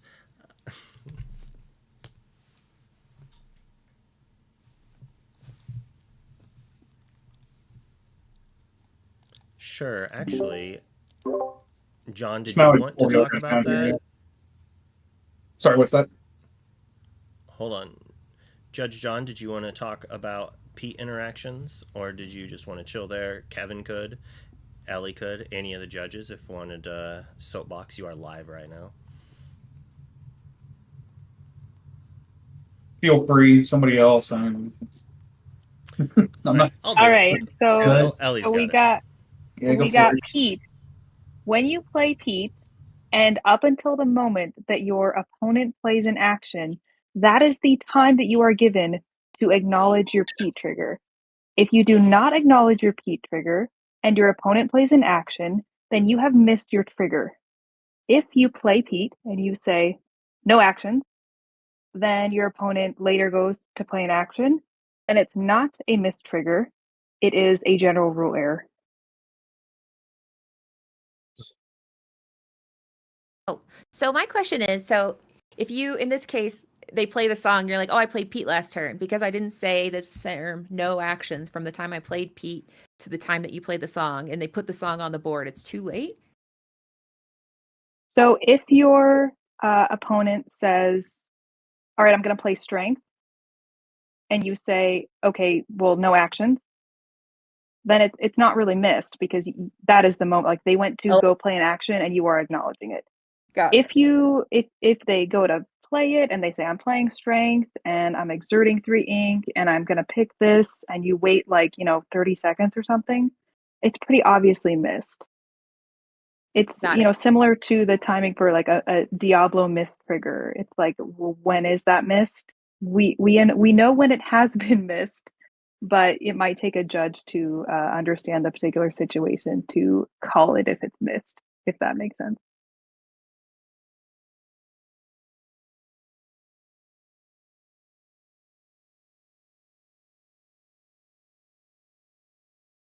So in this situation, it was a mistrigger.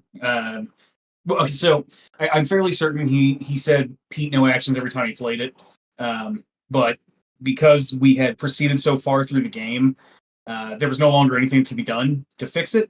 There's rewinding a game is a really delicate procedure that you don't want to do pretty much as often as you can. And so at this point, we had just moved too far through the game to back anything up. So It wasn't a mistrigger. It was a general rule error because he says he had announced. He said every time he played Pete, he said no actions. And I wasn't watching during this particular moment, but earlier on in the game, I did hear the player saying no actions every time he played Pete. So I think that it's fair to assume that that is what happened. So it was a general rule error, and as Kevin said, so many turns, so many actions had gone by that it was no longer possible to rewind. In a general rule error, you rewind back to the moment where the error occurred. And when that's not possible, then you issue the corrective action, but do not perform a remedy. There's no remedy because the remedy would be a rewind and we couldn't perform it. And because, yes, so this would be exactly a general rule error in a competitive setting is a warning. In a casual setting, it's a caution. So we would give this player a warning. I think we I guess appreciate I was you muted for that, but because that is kind of helpful because I think it is hard. Like you said, like this one, 4 turns had passed, so rewinding it's like, oh my gosh, how? But yeah, and that's why ICL is cool, is because we get to see this in real time and discuss it with our wonderful judges. So this is a great time to say thank you, judges. You do God's work. Thank you very much. And we're going to let you continue, and we're going to swap over here. All right, Katie, I switched over, so now Discord is muted, and we can hear you through the VDO. Any shout-outs you want to give before you go and make yourself dinner? Yeah, shout out to judges, shout out to dinner, and yeah, I can't wait to see how this plays out. And yeah, thank you, everyone. Goodbye. Goodbye. Goodbye. We're going to go over to Rascal Adams and JDZ. Boom, boom, boom, boom. Greetings and salutations, my fellow Illumineers. It is time for another round of the ICL, and I'm joined again by the incomparable, the unimaginable, the super talented Rascal Adams. How you feeling, Rascal? I'm feeling great, bud. These intros get better every time you guys have me on. Thank you so much. Of course, I do know some backstory why you don't have a blazer on today, so I'm not going to give you a hard time this time. We're going to let it go, but you got that baseball cap on. You better take that thing off and lock it. No, I'm kidding. Joking. These are jokes. But seriously, seriously, good to be back here with you again, man. And thanks for coming on in and joining us in the ICL as we got another high-profile match coming our way. Did you get a chance to see this game number 1 that just went down? Oh, yeah, absolutely. And that Pirate Pete has been such a menace this whole set. Like, that was one of the cards I was most excited for, because I dabble in Emerald Steel every once in a while here, and that card looked like a monster. And that is just living testament right there. Like, he just shuts out games so heavily. He's so sticky. Like, it's so hard to get him off the field. And that's one of those cards that I was talking to that just today in my own stream. I was wondering, I was like, who's beating Ember Steel today? How are you beating Ember Steel? What's the path to victory? And I think that's what it is. Just play a bunch of Petes, shift a bunch of Pirate Petes, and that'll do a lot of the heavy lifting to take that strategy on out of the game. But that is round number 1. We have Tian who's reached out to a early start round 1 victory over the Freedom Gaming organization. But we got another high profile match coming in from Automatic, who has been automatic all season, versus JMBN. I see the deck lists are in. I think the players are still in the locker rooms getting their game on. Do you know much about these players? And have you seen them play before? And who do you think is going to win? You didn't get a chance to see the pregame show. I honestly don't really know a whole lot about JMBN, and I've never actually seen Automatic play, but he does have a reputation as a Ruby Sapphire player, and I might or might not have used a few of his lists in my time as little templates to see what the spice is as a Ruby Sapphire player myself. And gotta say, I am always a fan of whatever Auto's cooking up. And looking at this list here for JMBN, he also big fan of the list he's cooking up here too. Okay, but JMBN is a she. Okay, just so we're clear. Sorry, if I don't want to get you canceled out here. I know that JMBN is kind of like the. I know that she's vital in hosting a lot of tournaments in that Bay Area region, NorCal region. I haven't seen her in the dojo, locked in and laser focused, engaged in combat. But I've seen what she can do and what she does for the community. Big shout out to her and what she has contributed to the Tian organization out there in that NorCal area, the Bay Area.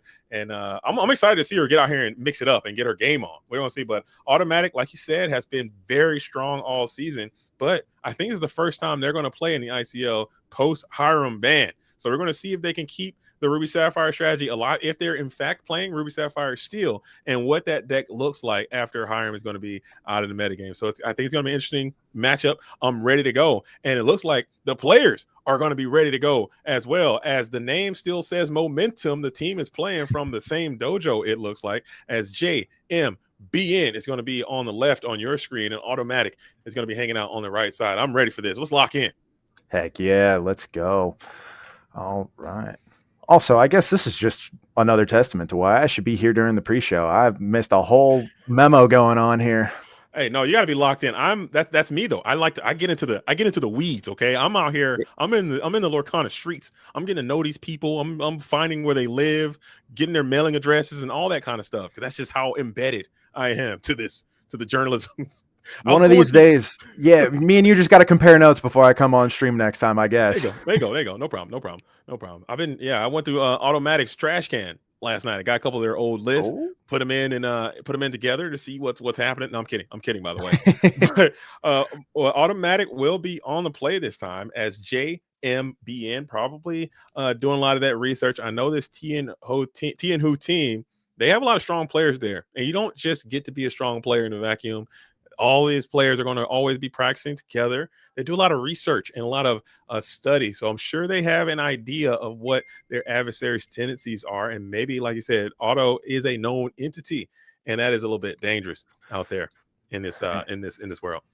And honestly, like the talent on Tian is amazing. So like I'm sure she's coming into this like really well prepared for anything that they could be possibly throwing at her here. So and I mean, the best way to get good at the game is having good testing partners. So, like, how much better can you get than Tian Hu? I think isn't Ed on there too? Yeah, Ed's on the lineup. Ed's being an anchor man today. He's going to be in round number 3, trying to seal the deal as we have JBMN. Excuse me, is going to be rocking number 2. I'm gonna have to, I gotta figure out what that. I'm gonna write that down. I need to know what that means. That's question number 1. Has got to be, what does it mean? We'll figure it out as soon as this game's done. Well, I guess all 3 games are done here, but I'm very interested in finding out too. Oh yeah, we're gonna know, as it looks like Otto is just gonna send back a simple 2. So maybe it's not the Ruby Sapphire strategy, as JBMN is gonna do a whole bounty there, playing a huge full 7-piece coming back into the deck. And now I know I was trying to hold it a little bit under wraps, but she is on an Emerald deck here. And that is a very, very common strategy. If you're looking for a very specific opening, to give the chat a little teaser there. There you go. There you go. You got to have the bird. If you don't have the bird is not the word. As we check the chat in. The chat, let's get the guesses in. What do you guys think JMBN stands for? Wrong answers only. As Katie from the Lore Keepers Inn says, it stands for Jambone. Short. Jambone. Is that Jambone, or is that supposed to be Hambone? Like a little Spanish accent going on there. Hambone. Jamon. Okay, we're thinking a lot of Michael Jackson references coming in. Maybe JBMN is a huge Michael fan and is just going to jam on out here as we're waiting to kick this game off underway. If you guys are ready and locked in for some ICL action here on a Wednesday, never mind, it's a Monday. Holy dang! What a Monday it is. Let's go. Get ready. Let's lock in and let's get laser focused. Yes, sir. Looks like Otto is looking at his hand, trying to decide what to ink here. And we'll tell the story. And it is going to be the Gaston, the arrogant hunter, followed by the popsicle. So both colors are right. And Rascal, you nailed it. Otto is sticking with the Ruby Sapphire strategy. In this economy, I mean, like I said, I'm a Ruby Sapphire player myself, and I've personally been thinking that Hiram was a little bit of a crutch. The deck feels great to play still. No chance. I promise you, brother, it is great. But that Gaston pick is a little bit interesting into a steel meta. He just kind of gets banished to a stiff breeze these days. I mean, I like the guy. Maybe we have the item version. Yeah, play a coil. Gaston can get some favorable trades in. I wish he had Rush, but that Reckless is okay if you can just avoid Storm Rage on, Strength of Radiant Fire, etc. I think he's great against the purple stuff. Perhaps Gaston might be the missing link. I want to see this deck. Maybe I'll test it out and try myself. These deck lists will be available after the round of this ICL is complete, as JBMN is going to go ahead and pass back on over after playing the Diablo. So you are correct. A little bit of greenery is on the scenery as Gaston number 2, it finds his way into the field of play. You don't like this? You don't like this Gaston guy? Arrogant hunter? I actually really do like him. Like I said, though, the only issue that I have with Gaston right now is everybody in the meta that, at least around me, seems to be playing like Amethyst Steel and Emerald Steel, Amber Steel. So like there's going to be a Let the Storm Rage on, and he's not going to get the value out of these trades if they're just going to sing a song on him. True. So he's just got a little bit too little willpower, in my opinion. Though it is great when you get those Sapphire Coils running, just free trades. You can usually 1 for 2. That is pretty dope. I like that a lot. Shift Diablo. And we do got the Shift Diablo gang. We will pitch the Sudden Chill in the process of doing that. Let's see what the other color is. Have we saw the other color just yet? If it is steel, maybe we can get a shift, seeing a Storm Rage on right here and prove you right. But it is actually Amethyst, as we have the bird is the word. Flocks of ravens deck has been selected for this round number 2 of the ICL, as JBMN is trying to make this thing happen. JMBNN. I put too many N's this time trying to correct you. Oh, you're right. JMBN. Why Yeah. I put J? My dyslexia is just jumping all over me today. Oh my goodness. Hey, just 4 letters, man. Nothing. We'll just start calling her Hambone, like the chat's going on. It's Gemon. So Gemon is going to go ahead and get the. And you can freely quest this Diablo for a nice little easy one. No Sapphire Coil is set up. I still think this deck, and I have some theories about this deck. Maybe just don't put any of the ramping cards in there and or no Tipo, no Sail. Just play Greatstone Dragon, and that's it. And just see what happens there. You probably get cooked a lot. I don't know. I don't know how to save it. What are you playing? What are the cards that you're playing in this deck? My little spicy pick is ramping on 2 to get Kita on 3. Ooh. So that I can activate Kita, use how far I'll go, and then ink for turn, and then end turn 4 with 7 ink, go into turn 5, able to shift or to just hard cast a big Sisu down and wipe the board. Aggro doesn't stand a chance. There you go. I like the cook. I like the we brew. do have a brawl come out. So the first bird is down, but another shift, because I mean, Diablo players just always have it. Gotta stay drawing guards. They never don't have it. And typically you probably only keep the 1 brawl in your hand at this time. So we're going to bring out the Prince John. We discarded 2 sudden chills. Do you have a 3rd chill? And you don't. So it looks like you will not be able to activate this Prince John, and we will get another draw in with the Diablo here. But pitching a sudden chill might tell a story about your hand. You have 1 card left, so you really need this Diablo to stick around. Another brawl here, you may not be able to recover if you are JMBN. And it did look like when she played that first Diablo 1-drop, it didn't look like Otto had another brawl in hand at the time. There have been 4 draws since then, so things might have changed. Doesn't look like it, though, as he has dropped this Fishbone Quill here, which I think is a very ambitious card if we don't have Hiram anymore. Yeah, that's exactly what I was thinking when I saw him resolve that effect. That is a bold strategy, Cotton. Playing Fishbone Quill in this economy, I don't feel it. But like you said, Otto's in tune with the deck. He understands what's going on. Maybe if you get those workshops spooling up and you're getting a bunch of draws to help refill your hand, but you're really trying to ramp. Maybe that's telling a story about the contents of your hand. Maybe you're trying to set up that Sisu play and you just got a bunch of high cost uninkable cards in your hand or get into that high ink range. I like the all is found idea. I think more people should experiment with that. And I also... circling back to the Gaston here, this is another weakness that I've seen a lot with the card, is that there's a lot of evasives going on in the meta right now. And unfortunately, Gaston can't jump that high. He can't reach any of these birds.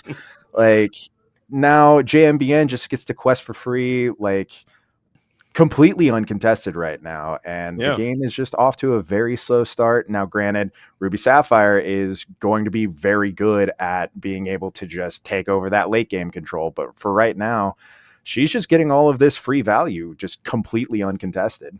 Yeah, and another sad part about this Gaston, he can't even quest. He just got to sit there. But we got the hook. Talk about having the evasive answers. Well, just like that. Never mind. Gaston learned how to jump. He grabbed Gaston canonically grabs the Maui's hook, just like he did in the movie. I mean, just like he did in all the motion pictures that you see Gaston in. And he just knocks out a Diablo with it. I love this game so much for stuff like that. The visuals have just seeing him grab that hook and take out this bird, but he will go down in the process as well. So that's a 1-for-1 swaparoo there. Diablo still got a couple draws in. And I will take that trade any day of the week. This little guy who's just standing there menacingly, not doing anything, versus a bird who's just refilling your hand constantly. Yeah. Now, trying to take the Iago off the board is going to be another more Herculean task. This Maui can go crazy here on this turn. He's coming up. Maui can clear this bird with that hook right on curve, right on time for Otto. Let's see if he can do it. He's continuing to Fishbone Quill away. Your hand must be mega giga super brick, as we're only going to pay 3. We'll set up the workshop. We'll pay 3, bring out the Sapphire Coil, so turn off. You'll take a draw. A bit of a down tempo, but you're paying the troll toll as you're going to ink another Fishbone Quill to lower someone. I guess it doesn't matter. You can't do anything with it. But now you're top deck central. And I guess this is where you want to be. This game you want to play. Yeah, personally, I don't know if I would have inked that fishbone quill there, just because like that is an item for Maurice's workshop. You could play it, end up getting like some value off of it. You can still ink it on the next turn if you decide that you don't want to like just hard cast it there. For sure. But yeah, they got like hypnotize or a sudden chill. I know that JBMN has already discarded several sudden chills, but maybe a hypnotize coming in could be something that Otto is kind of trying to play around, I suppose. That is fair. And I mean, discarding it probably would be, oh, there's a popsicle. I guess we're refilling the hand anyways. Look at that. That's a great popsicle to draw, and you'll get the Maurice Workshop to trigger as well. So there's 2 more cards, but now you need to clear this hand. Is it Maui? It is Maui time. Ooh. Maui, no hook, but we're going after the Prince John anyway. So it does not matter, as Prince John will quest and fall and pass. And you can use the popsicle here to heal this Maui. But when you keep the card in your hand, I guess it doesn't matter as much anymore because Prince John is no longer with us. So JBMN having to clear this board. I think the top decks coming off of this Sapphire Steel deck are just way more potent than what the Amethyst Emerald deck. What do you think about that? Top deck wise? I definitely think that Emerald Amethyst is a deck that is kind of built on building that incremental value, like turn over turn. Ruby Sapphire is just great at these big explosive turns. Also, a small thing here. I personally, as a Ruby Sapphire player myself, would have given that Maui evasive just because, like, there is the chance that JMBN could have a Fox come down here, replace that Diablo, replace the Iago, and then, like, take it out. Although, I guess every time I say something, it just, they'll do the opposite. It's the caster curse. We don't talk about Bruno going on here. So we will get the Bruno. I guess you could have healed the Maui and did the hook and protect yourself from the Iago as well. And you're going to snatch the Tamatoa. I'm sure you really wanted that Tamatoa on the field and not this Maui. But now you will at least stun the board from being able to quest and slow JBMN down a little bit. I guess if she wanted to, she could. But this Maui can clear this Iago free of charge and take another plus value. No bounce required. We're just going to go ahead and pass it back on over. I don't know if that was an ill-advised quest or not, but that is a +1 that this Maui will get next turn for sure. Well, I think at this point, having the Iago quest, it would be like pretty much anything will be able to take out that Maui unless we see Otto pop both of those popsicles there to take all the damage off from Iago. But I mean, not questing with the Diablo, these birds have too similar of names. But not questing with the Diablo seems to be indicative that she might be holding out for another shift, so that way like it stays a little bit safer there. But we do have the Iago off the field. Both popsicles popped safely in the discard. So if a Tamatoa comes back, we're gonna be able to get some more card draw going on. I think if you get Crab here, it might be worth the trade to clear this Maui, as we're going to hard cast the friends from the other side to take a little pit stop at the refilling station, add some cards to your hand. I still think clearing this Maui would be pretty neat because now this hook is up, and hook seems very, very good in this meta. I think more Ruby decks should include this Maui hook. Maui is always going to be good, and the hook and Maui combo, it seems better than it's ever been in this evasive wars that we're having. Absolutely. I know I have a bunch of friends who are terrified for other Ruby Sapphire players to catch on to just how good the hook is, like synergizes with the deck perfectly. And any Ruby deck should be playing it, in my opinion. Like, there are too many birds out here. We need to start swatting them down. And the hook is the perfect tool to do that, as we're going to go in Heffalumps and Woozles just to draw another card. Maui can't quest anyway, so he's like, who cares? Not me. I don't plan on questing. A top deck, how far I'll go would actually be quite potent in this situation, as Maui cannot advance your game state that much in this ready situation, as we will go ahead and take a quick sail. Just continue to build your engine a little bit. Ooh, and he is surely just going to keep filling that hand up there. I thought I saw 2 Maurice's workshops in his hand in that opening with the Diablo, so he must have sent one away with that fishbone quill at one point. Yeah. We're still quilling and dealing right here. One card in Mhm. hand. Maui can't do anything to this Diablo. You're going to need something here. I don't know what you're waiting on. You need to get a Prince John, something to draw some more cards. A Prince John followed by some discard, as JBMN's hand is quite healthy. Even this Genie pales in comparison to what a Maui with a fish hook can do. So that is just a scary, scary, clean way to stop these evasive characters. True. Also, circling back to the card draw thing, without Hiram, it does seem like people are switching to the Maurice's Workshop, but I think that this is also just kind of a clear indicator that, like, it's just not as good as Hiram was, because, like, we just saw Otto just have to fully take the turn off to just simply draw 3 cards and doesn't play anything, not much that he can do to contest the board, because, I mean, Ruby Sapphire having all of these big heavy top end cards, probably looks like he has 4 ink left there.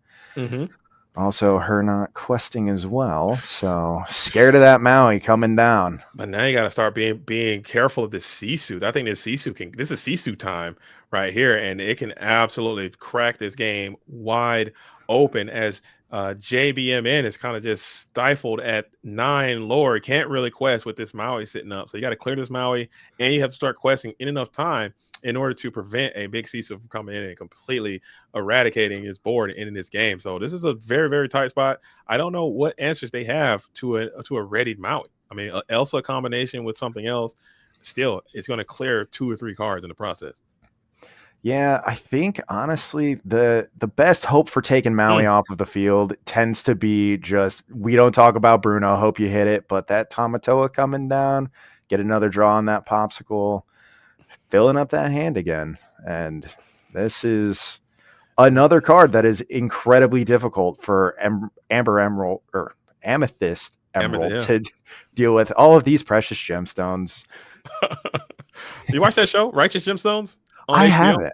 On the home box office. It's pretty good. I check it out. It's quite adult themed if you're into that kind of thing. It's quite funny sometimes. They got a new season just dropped. Shout out to the home box office, HBO Max. The Righteous Gemstones. Righteous on it's pretty good. It's a pretty good show. It's kind of funny.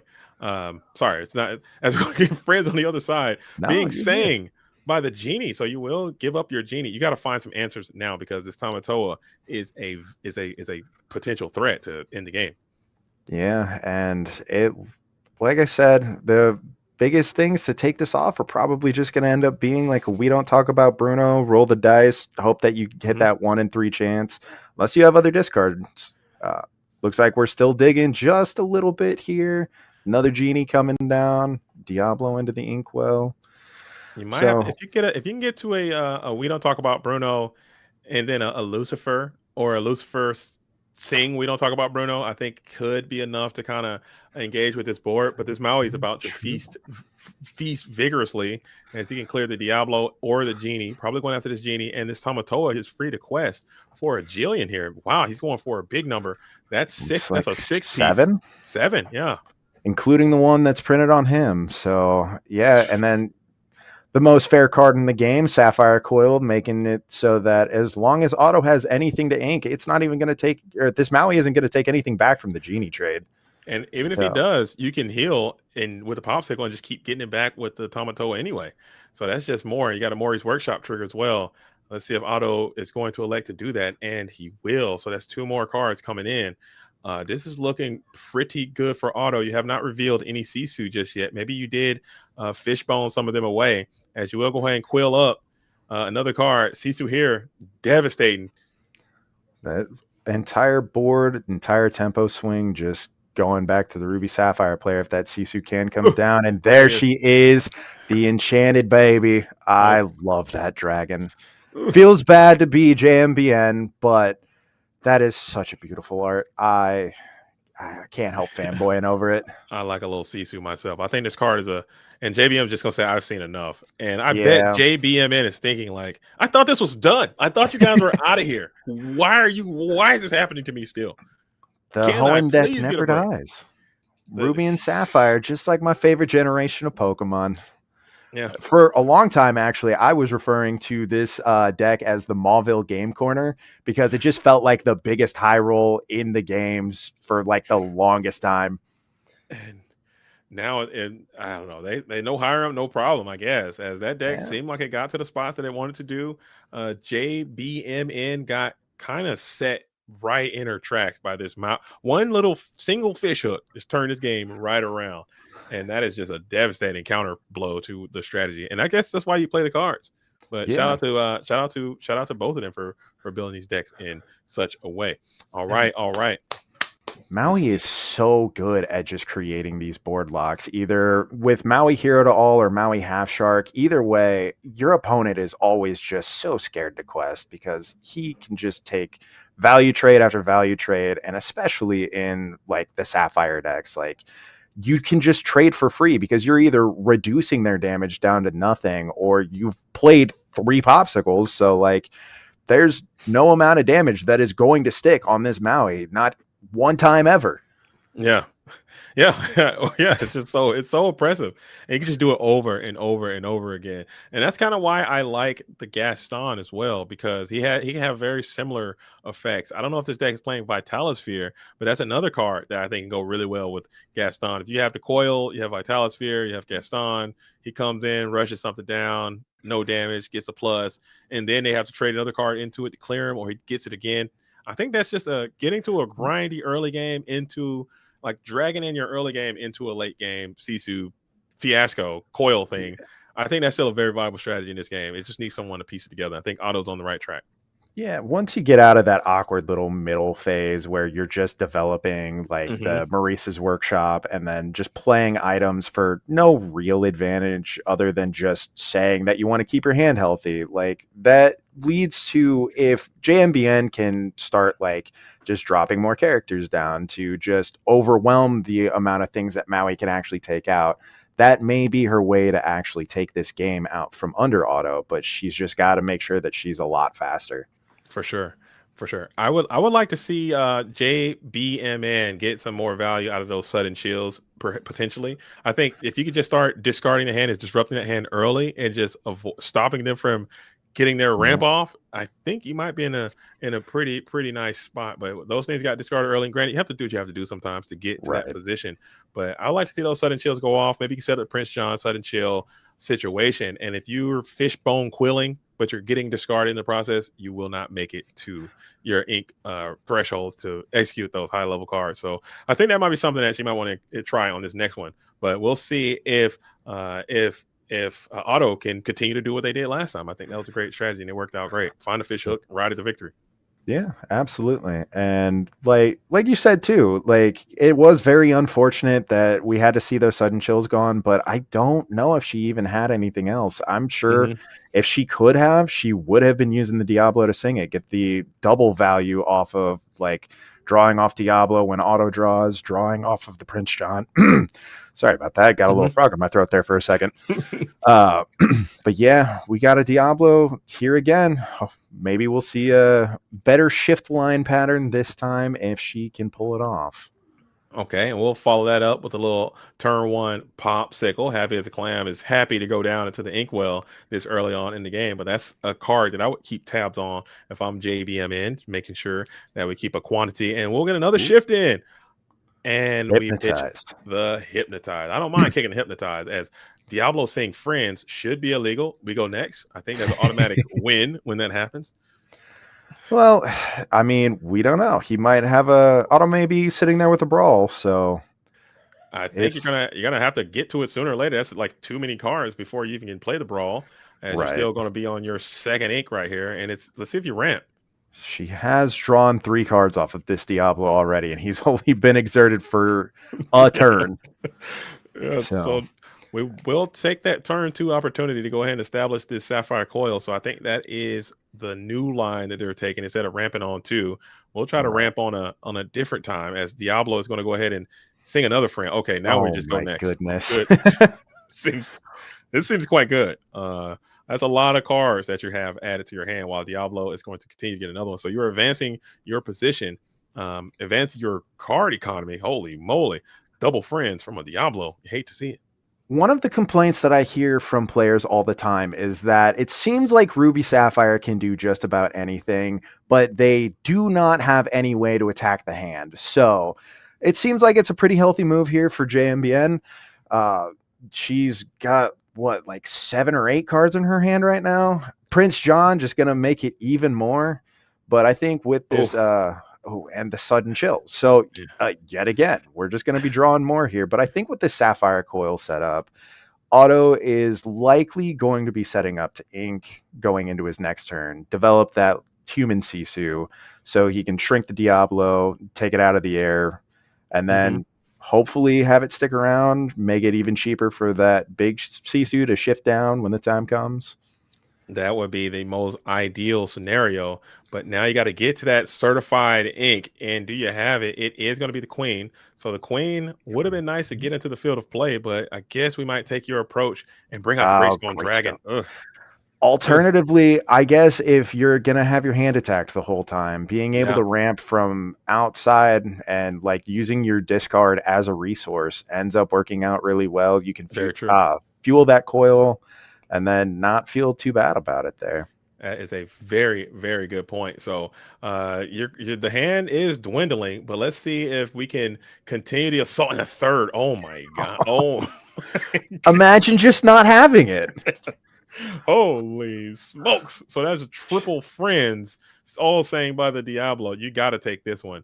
As we're looking at the hand, it is still not as in pain as I thought it would be, as Genie's going to come on in. If you can get to that 6 ink threshold and just get a Shift Sisu in here, you can get back into this thing as another sudden chill is going to come on in. And we will see. It is the workshop as Prince John will get another draw. This is what this deck wants to do. This seems miserable here if you are Otto here. Flooding the board, and it looks like JMBN does recognize that there's not likely going to be anything with Rush to come down with only 4 ink going into this next turn here. So safe quest out of this Prince John. I really like that play. Seems like Emerald players are always too scared to actually turn that character sideways. So seeing him get that little chip in, we got a Brawl finally taking care of this bird who's drawn, what, 15 cards now? Absolute insane amount of use out of that Diablo. Brawl did come just a bit too late. We will ink the Quill, leaving 2 cards in hand as you're continuing to advance your ink. Checking, you're going into your 6 ink turn next time. So you got Maui potentially coming up next turn. I still think you're sending the farm. Maybe not quest the evasive guys for sure, and just continue to, because you got to get to 20. You do have to get to, goodness. Not like this. That's so tough, buddy. That Lucifer is such a good card in these Emerald decks, though. Like, did she trigger the Prince John though? Let's see if she drew. I can't recall if she activated that discard effect or not. She's drawing now. So I think it's a May for each individual trigger as well. So if you do see something that you like, Prince John, is it all or nothing? It's all or nothing. Either you got to draw them Gotcha. or you don't. It's very different than Diablo. Diablo is each trigger goes into the bag. Prince John is a activate or don't, and that's it. That is true. I guess the text does say you may draw a card for each card discarded. So she would have had to draw both. So, although I don't see why you wouldn't. There's no hand attacks that are going to be going on. There's no whole new world in Ruby Sapphire. I think it's just one of those things. Maybe you just don't want to. I don't know. Maybe you don't want to deck yourself out. She's drawn a jillion cards this turn. Maybe she's like, I got enough. That is I feel bad. Double and give it to the next guy. I think it's probably what JBN is thinking here. This is just looking bad. Otto's not going to give up, but I'm telling you, I scooped on this one. As soon as that Lucifer hits the board, I'm like, okay, I'm gone. I'm done. I'm out of here. And I've seen enough. I guess, like, too, if we're looking for ways to get out from under like the Ruby Sapphire late game, Emerald is really good at just printing 2 lore pips on every character. So I mean, this Lucifer is going to get a lot of value. We have the Sarah now, so she can turn the other one sideways if she wants to, especially now that Automatic is sitting with 0 cards in hand. Did the little jazz hand, seeing the 1-drop Diablo come down, and the other Diablo that you don't have to show your hands off. I mean, you are getting into almost be prepared turn. Top deck and be prepared here. I'm definitely scooping while throwing my deck into the garbage can. But because you only have 6 ink, but you still could. There's no Pete in this color combination. Maybe there's a world. No, you can't do it. I think it's just over. I think you need Maui here. It has to be a board wipe from the top ropes. Otherwise, it does look like JMBN does have the Lorthal. And that's exerted. So keep in mind that one ink that just came in from the GSD is exerted. They did catch it. I guess that does mean that he wouldn't even have enough to be able to take everything off the board, because we're going to quest 14, 15. It might be stopping her at 19 here. So it is going to have to be like a be prepared off the top. Otherwise, JMBN probably just has it. This deck can play Goat as well, and like quick lore. I'm pretty sure they don't play White Rose, but I'm for sure they could play Goat if they felt so inclined. As we got Bruno here, which is just salt entering into the wound, as we'll get a double draw with Prince John as well. So this is just looking GG's for JBMN, as you can quest freely here for 1 million. Maybe you don't even add more cards just for that top deck. Be prepared. I guess it does not matter. You're up infinite, so I guess you can do whatever you want. Yeah. Does look like this game is probably going to be unlocked for JMBN, but especially with that, we don't talk about Bruno in these Emerald decks. At a certain point, it does end up just feeling like an inkable, singable Dragonfire. Yeah. And by Prince the way, John drawing cards? Yeah. Oh, by the way, when you got this 3 cost warded D-bag on the board, drawing cards. Like you can't even deal with it because they're not turning that sideways unless they know it's free.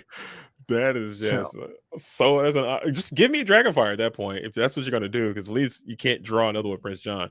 So if you guys are interested, that's what that Emerald Amethyst deck is trying to do. That was a perfect execution of that strategy at its peak. And in game number 1, you saw what Otto was trying to do as a Ruby Sapphire demonstration. So now here we are back at it again with a game number 3, the all important game number 3. And let's see who's going to come in on top.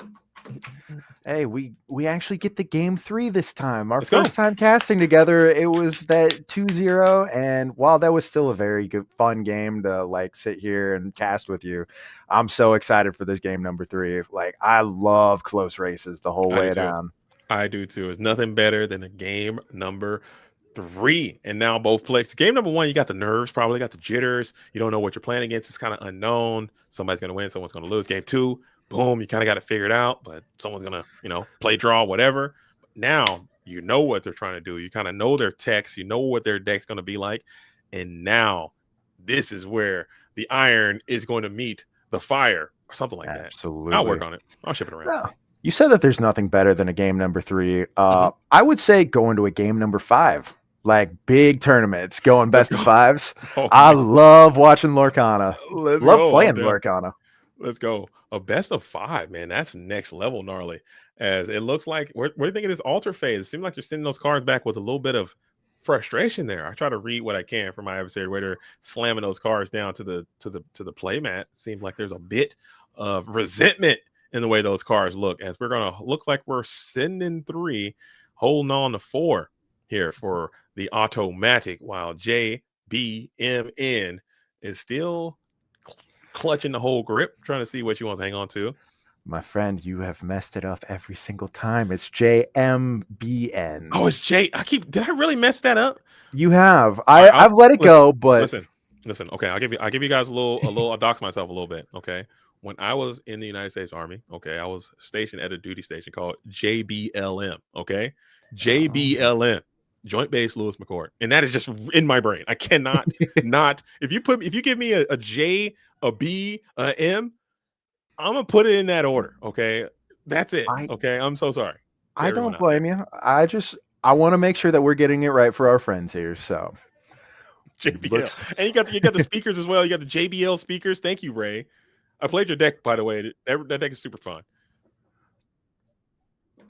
Josie, okay, we got the name of no, I'm gonna learn, Luke. I'm a JMBN. Okay, I'm gonna fix it. Production, we're gonna get this right or pay the price. JMBN. Okay, there it is. Valiant effort, my friend. I respect it. But looks like we've got the classic opening of Popsicle turn 1. Is there anything else this deck plays? Oh, and checking the hand. Oh, we got the Sisu Brawl. That looks good. This looks good. I'm scared if I'm JBMN. JMN. JMBN. Nope. Shoot. Okay. JMBN. Let me write this down. I'm actually kind of scared at this hand a little bit because you got everything you want there. Diablo is not flying on this. This is a no-fly zone for Diablo from that curve that Otto has in hand, and you got the Queen that can do some item shenanigans, and you have a Maurice's Workshop. So if you can get the Queen set up with the Workshop, you're going to be feeling very good if you're Otto. So let's see how Josie gets out of this one. I'm giving This up. may seem counterintuitive to most people who are familiar with the Ruby Sapphire strategy to actually ink the sail on turn 2, but like that Sapphire Coil's value is just so good. Like being able to, like, if the Emerald decks are playing Hidden Cove, then like even if that Diablo moves into the Cove, the human Sisu is still able to take it out, and like it's very reactive. So I really do like this play. Slows down the late game just a little bit, but worth it to make sure that that bird isn't just freely drawing over and over and over again. Try to cut down those problems from game 2 here. Absolutely. And it's so many answers. And there's a brawl in the mix as well. But JMBN is going to shift this bad thing anyway, not caring, throwing caution right on into the wind and saying, if you got it, you got it. We're going to get our draw in anyway, and we'll get another card. So I don't hate that. You're losing 2 cards, but you're drawing 2 with a nice amount of tempo, and you're getting 1 from the top of the deck with a draw. You will lose this Diablo almost immediately. Like I'm talking instantaneous combustion for this bird. But it was a vibe though. It was energy for the time being. Looks like we're having a little bit of a green screen issue. The bird disappeared for a second, but it looks like he is back. So got that 3rd card drawn. Honestly, if you're paying 2 cards to get 3 back, I'd take that trade any day. Yeah. And you're forcing your opponent to do the thing. They got to do it. So you kind of can like dictate their turn on your turn. There's a little bit of initiative there, like almost in chess, where you kind of force your opponent to do the thing that you want them to do. Have them play into your hand. There's some gamesmanship there. Let's see if we got another Diablo shift, as you can't even risk it with that brawl being so readily available as well. And I do really like the Sisu coming down here because the brawl at least is inkable if Otto ends up needing it for any reason going into these next few turns. He can send it into the inkwell, and then that develops the body, though this Diablo is evasive, so the Sisu probably won't be questing anytime soon here unless we can see this Diablo come off the board. But I do really like just establishing that board presence. Inking friends for the Prince John to the sudden chill. This is not what you want to see, and we're going to kick that be prepared. It's a long way off. Prince John is now up. Inking friends must say the hand is pure gasoline in fuego. As you're going to pass back on over, I think you might have taken some time to get that. Do you still have that freaking Maurice's Workshop? There you go. Take some time to set this thing up now. I think that's a heads up cash money maneuver there, and you still can't quest his Sisu, so it's really not doing much of anything. It does hurt to know that Queen is in the inkwell now too, so can't even get the free value off of that Maurice's Workshop. It looks like we do have Otto using the Sapphire Coil, so that if she does decide to challenge into that Sisu, it will take out the bird as well. Very interesting maneuver there. Is there any punish? I don't think there's any punish associated with that. And Hypnotize comes down as well. So you're getting 2 for the draws, and you get to rip another card from hand. This feels miserable. He lost a brawl too. Brawl. Ugh. You're losing them both. I was about to say, what could be good enough that you'd be giving up brawl in this position, but that does make sense. You'd at least be able to draw off the Maurice's Workshop. If you do end up getting that uninkable card off the top in this next draw phase, then you can make sure that Prince John isn't going to be getting any value. So yeah, and also just getting that Sapphire, that Fishbone Quill up on the field probably has some value in itself, because you're trapped at 4 ink, and everything you draw for the next 5 turns has to go face down into the inkwell. And if you draw 1 uninkable card, you know that Prince John's going to feast. And all your stuff is bombs coming in after this moment. So this just seems almost unwinnable, as the discard deck has done exactly what it needs to do to get to the win. That's a great top deck there. I guess if you're looking for something to be winnable, getting a popsicle off the top with Maurice's Workshop, like I said, just imagine not having it. Like, the happy as a clam goes on down to the inkwell, and Wrong Sisu pile. can body up on this Diablo if you felt so inclined, and you will do that. Clearing the look at that Sisu getting battle hardened, getting Now, tested. for the time being, it is clear for Sisu to be exerted here. There's nothing that is going to be able to like contest her off the board unless we get a shift Diablo come in. Then that'll kind of feel bad from Otto's position. We do have a genie though. So Genie will be that evasive threat. You need to get, if you can get one more popsicle off the top, off the tizzy, you'll kind of be on your way here, but it is still looking grotesque and almost unplayable. Another discard here, and you're feeling miserable. You need to survive one more discard. You need to get one more ink, survive one more discard again, and shift Sisu, and you're on your way back into this thing. I think that's literally the line that you need. At this point, it seems like the only way to get the discard would be to sing with the Prince John, and looks like that. Oh, is she just questing? Oh, we're going for it. Sometimes you hey, gotta go for gusto. I don't hate it. Get that chip in. It will feel bad if Otto ends up pulling a Maui off the top, because now her draw engine's off the field. Her hand's not as healthy as I think she would want it to be in this position. Still much healthier than Otto's, unfortunately, for our boy here. Now, so if this is Ink Shift Sisu, you're back. Ink Shift Sisu, you're back. There it is. Wow. Like wow, I said, wow. Imagine not having it. Holy smokes. Oh my goodness. Wow, wowie. As Diablo is going to get a draw there. And off the top rope, I'm talking 360 off the backboard. That came in clutch, dog, nasty. I think if I am JMBN, I'm kicking myself for not clearing that little CC when I had the chance to break this lineup. Right. And unfortunately, that's a gut check that you just kind of have to make, hoping that you can just draw enough cards to get to that point. Looks like we're having an issue with something here. Are we trying to figure out if she's actually drawing for the Diablo? Yes, you do draw with the Diablo because of Diablo's effect. And then you get to draw for your turn. And look at that. That is also so gross. She spent 3 turns getting to 5 lore, and in one quest, Otto is halfway there. Like, he's going to pass her on the next quest, too, if she doesn't have anything to deal with that Sisu. Especially because even if she, like, pulls the Bruno, Otto is empty-handed here. Yeah. But both the big Sisu and the little Sisu are going to go back to his hand, so... And I'm fine with that. I would, if I have a Bruno, I'm slamming that thing with speed and vigor of 1,000 suns. Just coming down with the quickest, most vicious Bruno, because if you do rip the big Sisu, you're cash money chilling, and the little one is not that bad. But if you rip that little one, that big one's going to be trapped indefinitely, and then you could probably get to another discard card and get that thing from the hand. So I think that's what, if you have a Bruno, I'm ripping that thing immediately and maybe putting down a one-cost character. It's ripped. Maybe she doesn't have it. We'll see. Unless you're trying to make a heads-up play and maybe establish this Prince John first, and then you can get the Bruno next turn, perhaps. But again, like you said, that's another 3 lore coming on off the top. I also got to ask you, was that a callback to last week where you referred to, or Katie referring to Pleakley as Pleak Dog Nasty? You referred to Sisu as Clutch Dog Nasty. Everything is a dog. All the cards are dogs, dude. They're all dogs and they're all nasty, dude, when they come in at a vigorous moment. That's pretty good.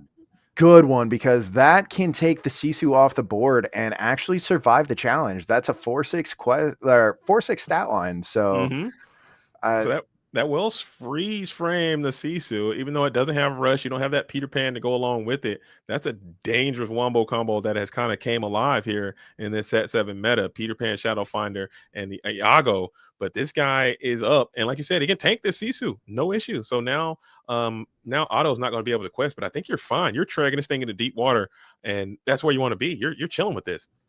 Absolutely.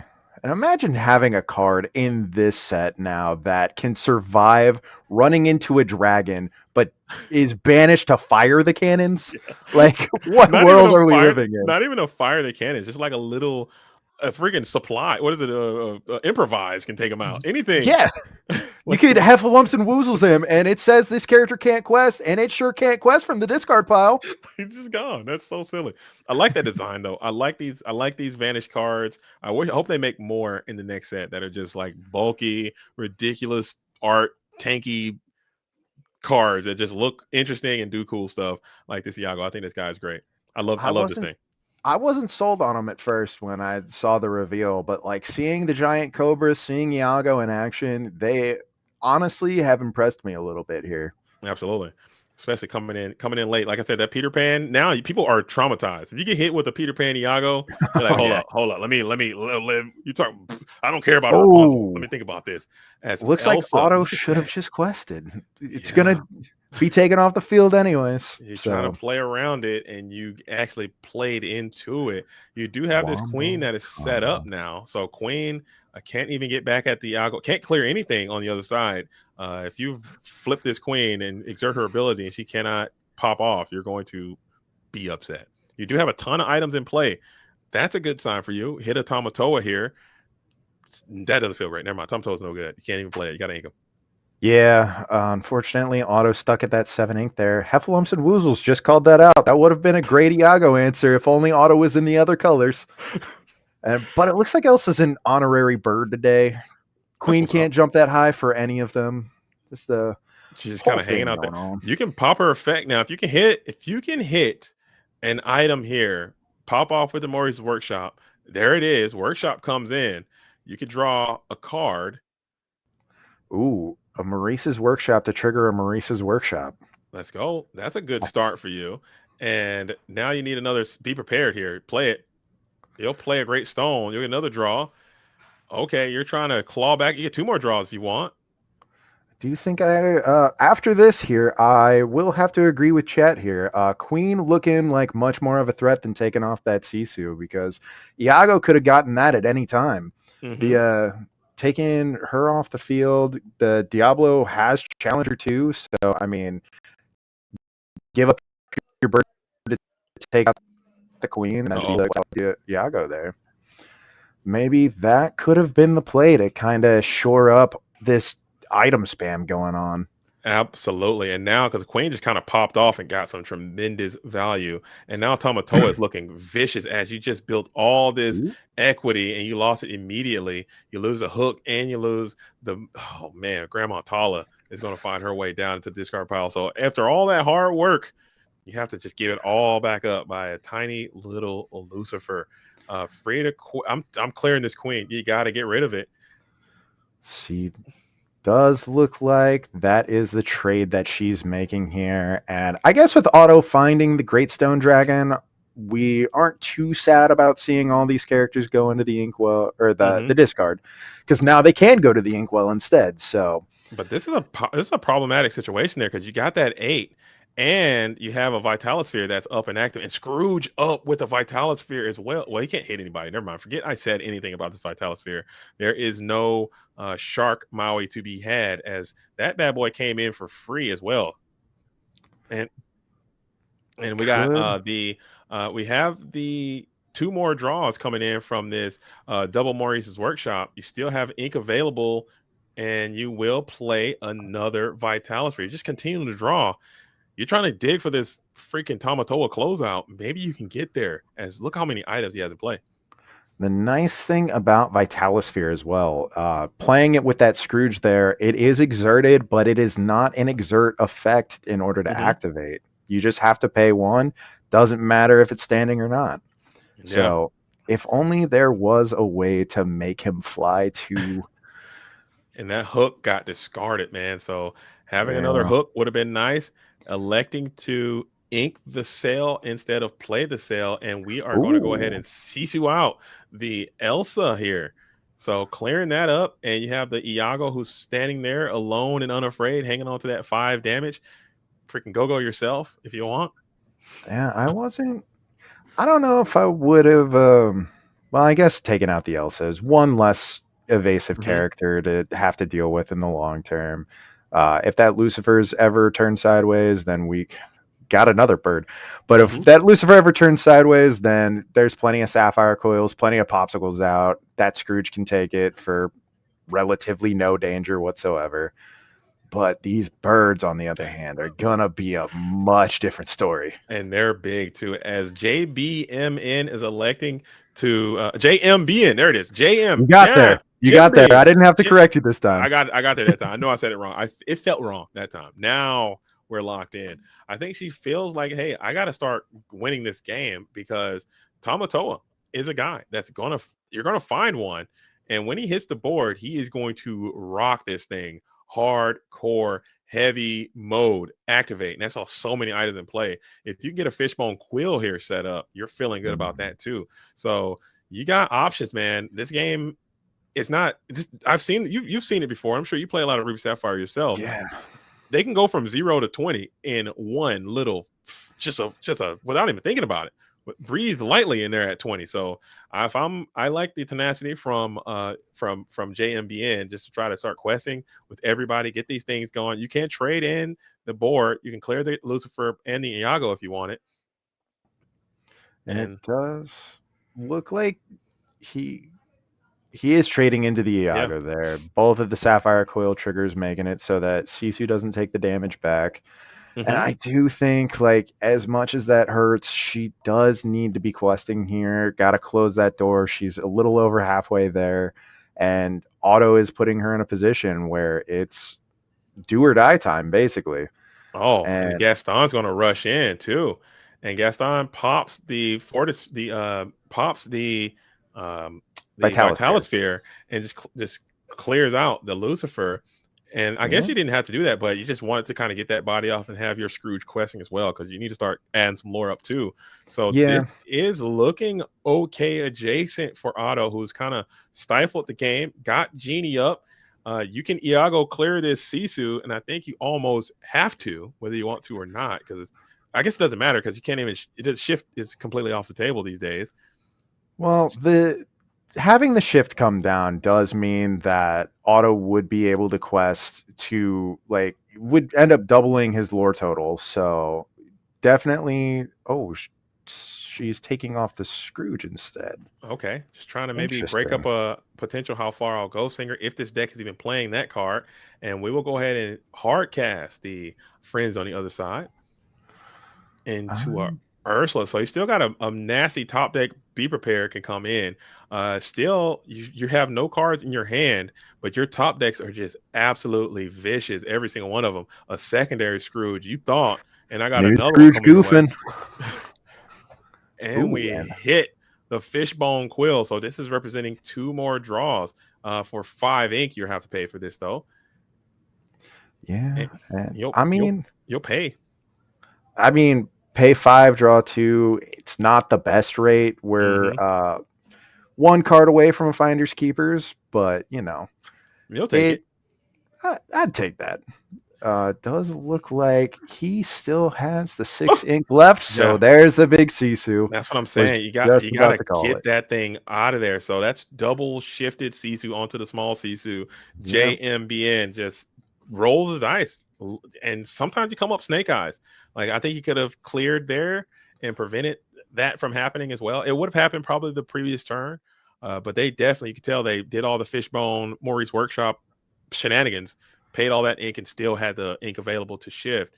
So clearing that shift line, you're going to be feeling a lot better if you had done that. But it is what it is. We're moving on. It is not over. I still think you need a Bruno here. You have not Bruno just yet.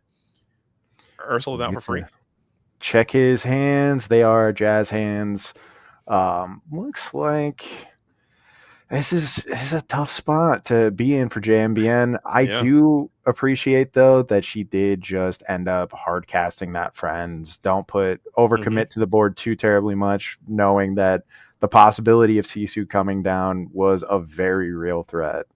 So she's doing the best she can with what she's working with, but unfortunately, it's late game for Ruby Sapphire. Another Sisu. Imagine just not having it.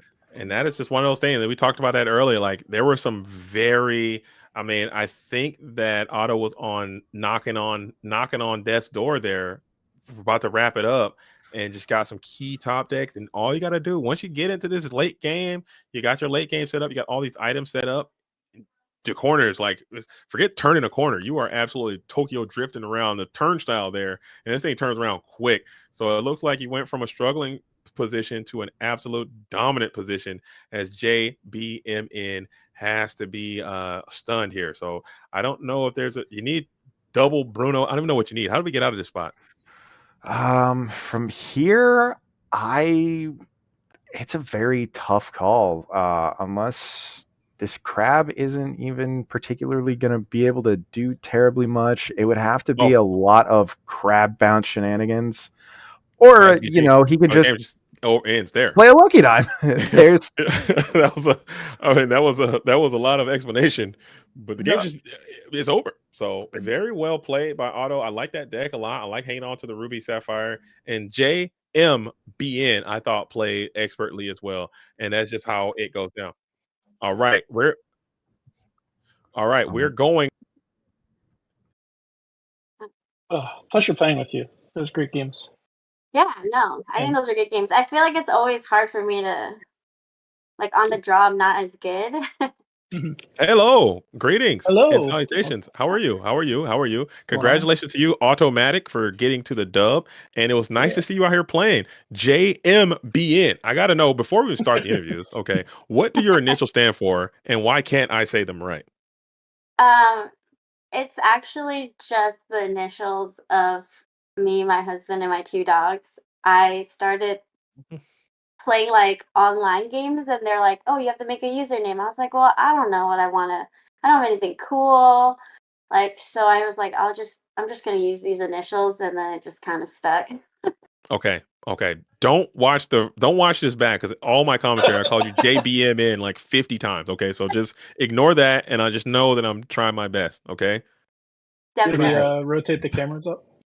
Absolutely. But we're going to kick it on over to Automatic. Yo, upside down Automatic. We're going to flip you though. Don't worry. Congratulations on your dub. We understand that you have been rocking and rolling ICL. You've been playing Ruby Sapphire the entire time. Ruby Sapphire main. Hiram Flaversham gets banned. We thought Ruby Sapphire was gone. You said no. You bring it into the ICL. Can you just talk about your deck? Talk about your strategy. What are you doing to keep this deck around in the Lorcana world? Maurice's workshop is an absolute house, as you guys saw it work in game 3. I landed it on turn 3, and it went the entire distance and basically won me the game single-handedly. Because everyone said, as soon as Hiram got banned, Diablo is going to be the big bad, and so one of the best ways to keep up with those decks is they keep emptying your hand, and you just ramp and play a workshop. And with those 2 combination of cards, it just works. So now with leveraging the workshop, you want to go into a high item count, which I love playing items. They just are very fun to play. And so you get to go into the Scrooge package, which now I think I run 22 items, give or take. So basically just the amount of ability to churn through your deck. You can play a Fishbone Quill or Greatstone Dragon, as you saw, was a really big card in this matchup as well. Being able to just stock my Inkwell up, being able to play off the top of my deck and draw a bajillion cards. Lost me there. And so, I just really enjoy the item variant of the game. I've kind of liked it before, but Hiram was just that good of a card that you just were forced to play him. And forced is a funny word, because he was one of the best cards, and that's obviously why they banned him. But then you get to leverage the Tamatoa packages again. I was running this deck last week with Maurice, the new red one from this set, with his workshop or with his machine. It was just a little clunky, and I switched on to a couple. I basically just took out that package, which is about 8 cards. Had a bell in my deck, took that out, and then essentially just put in good cards. And the deck kind of operated really well. And as you see, operating with no hand was not necessarily not a problem, but the top of the deck was very friendly with me today. Absolutely. It seemed quite nice. We got Rascal Adams in the booth as well. Rascal Adams plays a lot of Ruby Sapphire as well, and they agree with you. But Rascal, you want to talk about him and some of the things you saw with that Ruby Sapphire deck versus the one that you're playing right now? If we're talking about full list differences, I'm working on a hybrid list right now. I personally really like Shark being able to refill the hand as well. I've always kind of thought that Maurice's workshop is too slow, so it is very interesting to hear that you are thinking that this is the way to go. Because I felt like, does this kind of just crumble to more aggressive strategies, or are you just not like, I guess with the Gaston, never mind. What am I talking about? Yeah, so and that's kind of like me and my team were kind of talking about it this week. Not necessarily in my build, but just in the meta in general. We're talking about how control is really prevalent. And then we're like, oh, Diablo's coming back. And with Diablo, that means Red Purple's back, which means we're into this mid-range deck, like meta. And there's not too many aggressive decks out there. I mean, obviously, you show up to locals, you're going to catch one or two guys showing up with Amber Amethyst and just run your face over. But there's still a lot of tools in the deck that allow you to combat that with Gaston, Queen, Vitalospheres, Maui, Scrooge. Being able to play a Scrooge for free with a Vitalosphere out, being able to rush in is really effective while refilling your hand. Playing Foil with Sisu gives you the shift line, which you guys saw in this game, which basically saved me. And the line, one of my best draws is Popsicle, Gaston, or Coil into Queen Diviner, into Removal Spell or Sisu, and there's just a lot of different interactions early, but not a lot of these decks are killing you on turn 6. Killing you on turn 6. They've slowed down, they're drawing cards. And it allows you that breathing room. Obviously, playing Shark with APL is really good, and being able to survive late games and just really turn the corner late and play heavy B preps. But I've really just enjoyed the tempo and then the acceleration. Like, you can curve this deck out and go 1 to 9 and play a dime on turn 9 and win the game with Tamatoa. Or, like you saw in this game, you can grind it out, get a plethora of items, and just draw through your entire deck and see almost every single card and find the answers that you need. So, yeah, I think it's really healthy right now. Like, I think it just forced us Ruby Sapphire players to play in a different way. Okay. There was And, also. sorry, go ahead. Oh, I'll let you go, my man.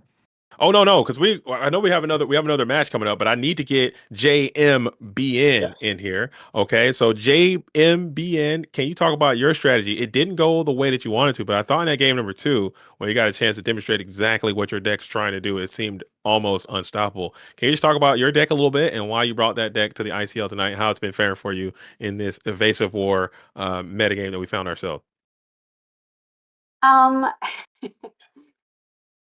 This is kind of the only deck I really played this set, just because our team captain made me play it at the Redwood City tournament. It's an interesting deck. I don't usually play green purple. So when I first picked up the deck, I actually had a hard time remembering all of my draw triggers. I just remember like, oh, I probably missed like 5 Diablo triggers. It's like really hard, I think, if you're not a green player, to like constantly try to remember to draw for Diablo and Prince John. I mean, obviously, I think I just like didn't want to play the blue steel, red blue meta when set 7 first came out. Like everyone was doing it, and we were trying to figure out like, okay, what is another deck that I could play that could be fun. So we decided on green purple discard, and it's been really interesting. Obviously, when it hits off, it's like really good. And I don't know, in my 3 games, I was like either keep 7 or mulligan 7, because you're kind of really just looking for that shift Diablo, right? It's like if I don't have that shift Diablo, I feel like it's a very, very, very long road to victory that way. So it's kind of a high roll or nothing, in my opinion. Absolutely. But in that match though, there were some opportunities that you had to clear those Sisus before they can set up the shift. Do you have any regrets on how that worked out? Because every single time you didn't take out the Sisu, it got shifted. Any feelings on that, or looking back, or what was going through your mind when you elected to leave the Sisus up? I think in that I definitely made some mistakes, especially in the third game. Like I was thinking about whether or not I should take out the queen or the Sisu, and in hindsight, it really should have been the queen. So definitely after I did that, I regretted it immediately. I think with the little Sisu, I think with just so many ink on his board that even if I had taken it out, he was still going to be able to hard cast that Sisu anyways, which was what my thinking was. But I think the biggest mistake for me, I think, was just not taking out that queen, because I think I could have maybe been able to get a little bit more control if he wasn't able to grab the additional items. For sure, and it just Yeah. happens like that. Taking nothing away, I still think you played very well. I thought the game was very entertaining, and I want to thank you both for coming out and playing. But Rascal, you got any more questions you want to ask to either of these players before we start to wrap this thing up and prepare for the next game? Not necessarily. I think you covered everything, so we can just get on over to the next ones, huh? Okay. But first, before we go, what we like to do here, we'll start with you, JMBN. First, I want to thank you for everything you do in the Bay Area. I know you host a lot of tournaments over there, and you are, you're kind of a figure of that community. And I want to thank you for everything you do up there. But any other shout outs you want to give to the ICL community right now before we let you go cheer on the rest of your team? Definitely a shout out to my team. They're amazing players, each and every single one of them. Um, it's always good to like play with them, and we have a great time, and I really enjoy like the friendship we have outside of just like Lorcana. And definitely shout out to SLTC. I don't talk as much in there, but they are very, very like tremendous group of people. They're all very smart. They have really great ideas. So it's always nice to kind of be able to like pick their brains and see kind of what everyone's thinking. So that's really helpful. When I'm about to like play like a tournament, I definitely check in and kind of see like, okay, what's my colors, and like what are the weaknesses and strengths. So it's nice to be able to like get kind of like more info that way. Absolutely. And what about you? Switching over to you, Automatic. Any shout outs you want to give before we wrap this thing up? Congratulations on your win again, by the way. Shout out to the team. Obviously, can't do it without them. Really glad that we get to just have fun. We have a podcast on YouTube that we just get to hang out and talk Lorcana, which is what we're all passionate about, and playing TCGs. Shout out to my wife who let me play tonight and isn't too mad. So also shout out to South Florida Lorcana Network down in South Florida. We have a great community down here that really push each other week in and week out online, and just deck building and such. And then also shout out Southside Gaming. We got the Merlin 10K coming up in about 2 weeks. So check out for that. And thanks to you guys at the ICL for hosting this great tournament. So absolutely. Well, thank you both for joining us again. We'll let you go to get back into your respective dugouts, man, and start cheering on your opponents cheering on your teammates as we have an all important game number 3 coming up. Oh my goodness, winner take all. Get the birds out, get the calls up. Caws are coming on in. Let's do this. And I Rascal. Our time is coming to an end.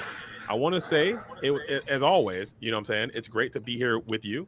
It's super chill as we're getting to know each other and getting more reps here in the ICL. But for those who don't know you, let's go ahead and let's hear it. Let's hear where we can find more Rascal.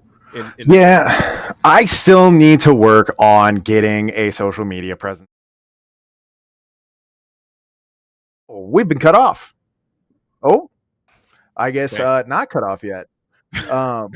But I need to work on it. Like I said, the last few times I've been here, you can catch me hanging out sometimes in the Maelstrom chat. I'm usually over at my team's chat over at Ink Thieves on Discord. So like I'm hanging out, always testing games whenever I got time. So, absolutely. Yeah. Absolutely. And for you guys out there, make sure you get over there and check out what Rascal is cooking. And if you guys want to see more of me, it's JDZ Quest on Twitch, on YouTube, on X, on Instagram, on everything. JDZ Quest. It's been a great match, and I'm looking forward to this round number 3. And it looks like we're going to get the Y Breezy is going to come on in. And I believe he's going to be joined by who's coming in? Who's joining Y Breezy? I can't recall. Shane's edict. Shane's verdict. Shane's edict. Shaner's edict is going to be coming on in and joining Y Breezy. So you guys, you got to lock in, stay tuned, keep it touch. Don't touch that dial. ICL coming your way right now. Call. The birds ironically didn't fly high that game, but Freedom Gaming did come up with that big old W to roll us into that all important game 3. This is for every single marble you can think of. This is for it, because it essentially locks you into that playoff position regarding what happens on round 4. This is for, like I said, all the marbles. Are you excited or what? I'm very excited. This is all the viewers and you and I could ask for. We have the rubber match here. Ed Chu representing Tian Hu against Freedom Gaming and Sisu. I mean, this is what everyone wants, right? It comes down to this. Absolutely. And I mean, we have the honor to watch the North American Continental Champion himself do his magic. Absolute just master of this game.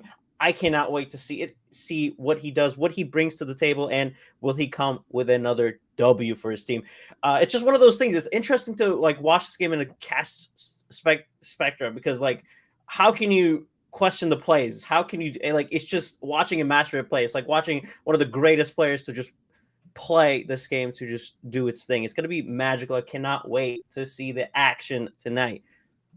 Super exciting. And there's been a lot of word on the street of a certain color combination that is rising in the rankings as far as the metagame is concerned. Mm-hmm. And in my opinion, that's what Ed brought to the table here today. And in the pregame show, they asked me about what they thought that Ed was bringing tonight, and I said we'd see 4 ofs.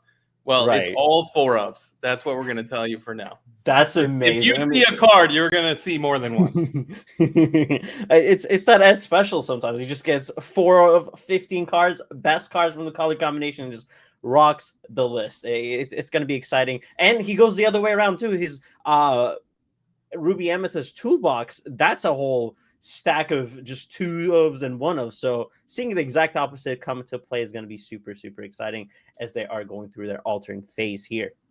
So I believe Ed, this is big here. I think Ed sent back 7.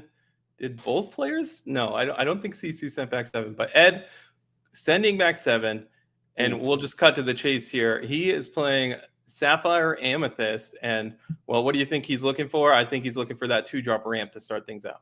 That baby is super, super crucial, or we can sail away. It is gonna matter quite a bit into this matchup, as Sisu John Veros, very known for playing essentially his favorite deck, his deck that I always see him play, that dreaded Emerald Steel. All right, so Emerald Steel versus Sapphire Amethyst, and if I had to guess, Sapphire Amethyst is feeling pretty good about this matchup. I mean, they have a lot of ways to draw cards and kind of counteract that discard, and we see it here starting out with that turn 1 popsicle. Find that popsicle, finding that bell, all 4 of us, but he finds it perfectly as we find that extra nice first turn. So that's why you send 7 back. Now we're going to have insight on the rest of the hand here. And we do see that sail the Azurite Sea into a genie potentially on turn 3. That ramp. Wow. And then the friends. And the friends who can sing away. So this card doesn't seem too scary when you can draw with genie and sing it with it if it sees the day to sing it. It's gonna get really nice for the Blurple players, because this deck essentially wants to draw as many cards as possible, and it's the nightmare of a discard strategy. So one thing notable here, sure, you have that bell in play, but I like inking that friends here, because what is Green Steel going to do in turn 2? Well, maybe they play an Ursula, so you protect yourself from that. And we just have it all. Oh my goodness. Yeah, singing that bell for turn 2 is also super, super amazing. Everything is kind of just going according to plan for Ed here. And then we're going to Ed- see another one drop Diablo. Usually you want to see the big boy himself, but will he have the shift line? We'll see. Yeah, so another check here from John, and you just see more bad news, right? You see that Tamatoa coming in the future. I mean, big Elsa. There's only 4 items in the deck. We've already found the 2 popsicles, so we literally have the perfect setup. We found exactly the 2 for the 4 of that we have for popsicle. That's the entire items we're running, and running Tamatoa is kind of nutty, but when you have the 2, you got it. You found it. You have the answers to all of your problems. All right, so we did see the shift of the Draw more Diablo. cards. So this is going to net a couple cards on both sides. Oh my goodness. And the problem with Bell is like there's not a lot of answers to get rid of. You have to waste a song, and not a lot of your songs do 3 damage. It's just an awkward position for Sisu to manage the board and control Ed's hand size, as he's just been able to draw so many cards. Every turn he has drawn a card as he played cards. So it's just making Sisu's situation really, really difficult to handle it, because the board is getting widening and his hand is still maintaining that 4 or 5 card count, which makes discarding things really not that great. So we see Ursula come down. That can threaten quite a bit if it survives into the next turn. Also, notably, that Tinkerbell Inked is a 1-of in John's deck, and Ed will know that, so he knows he doesn't have to play around that Tinkerbell anymore.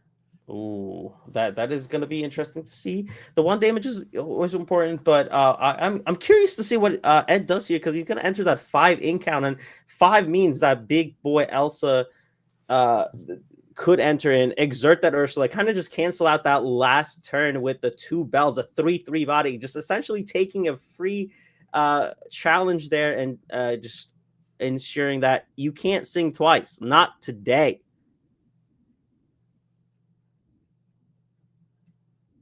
So it's definitely one of those things where Sisu's in a little bit of a trouble. He couldn't get that early discard situation started. The Ursula didn't get to stick around. Just not a lot of things are going his way this game, as Ed just got to draw so many cards, got rid of the Ursula threat, and just did everything right according to his script. Yeah, and notably that Elsa didn't even bother exerting the Diablo. He's not scared of the Diablo with that genie on board. Yeah. And here comes another. Also, I misspoke earlier. This is not open deck list. So Ed is going to take note of that Tinkerbell nonetheless. And maybe he'll consider it going forward with something like Morph in play, but doesn't have to worry about it too much right now. Right. I mean, it's getting to a problem where Sisu has to answer this on constantly, and just Ed's going to be able to put more pressure as the turns on. We're entering the 6 ink count here. That Tamatoa is going to look mighty fine here with the 2 popsicle that we exactly found from the discard back to our hand, essentially generating more card draw. This game might end really, really fast, as Sisu just can't answer all of those things on board and still manage to kind of gain that card advantage that Emerald Steel is kind of known for. So this matchup, unfortunately for Sisu, is not the most favorable going in, as we see exactly what the power of Blurple does, which is constantly create that card advantage for themselves. Now, this is one of the more powerful cards in Sisu's deck, that Pete Space Pirate. There are some songs in Ed's deck, of course, and it will shut down singing. I would assume maybe going for a challenge here. Yeah, going to take out one of those bells. But, okay, now the Diablos are getting in there, facing down both that Genie and that Elsa. They're not long for this world. They are not, but at least we get to draw 2 cards out of it, which isn't too terrible. Hopefully we find what we're looking for, because those birds, like you said, are goners. All right, Ed doesn't waste any time, finishes them off. Yeah, and then now we just got a single P. At least you can't sing, but there are threats that some Blurple lists have kind of started testing out with cards like Let It Go, as it kind of starts to replace potentially Finders Keepers here, to get rid of some annoying problems like big bodies like the Sisu, the Pete's, even the Iago that could be a problem for, and no choosing action. So Let It Go might be the answer here we might be looking for. So a really minor thing here that I've seen some inexperienced players miss is questing with that Tamatoa and dropping that popsicle before you take any other actions. Just getting that extra piece of information before making any decisions. And now we see the that bell. Bell, spicy. It just puts damage, avoids that resist, makes that space pirate just disappear, cause a lot of. And then we have that library as well, just putting that pressure in with nothing on board for Sisu. Things are really looking tough as we establish Lortho. So if I was betting, man, that might be game 2. Let's try that again for Sisu himself. Yeah, Ed making quick work of this. That's actually Queen's Castle in play, not the library. He's going with the castle today. Oh my goodness, it's been a while since we've seen it. The DLC fourth world winning deck list also had that card, so I'm really excited to see Ed bring his baby location back. Well, it's not really baby.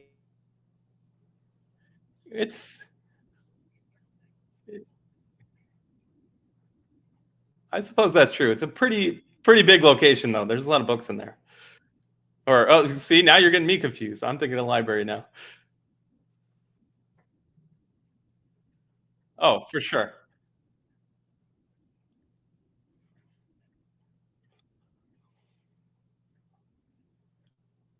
Yeah, so Ed finished that one off.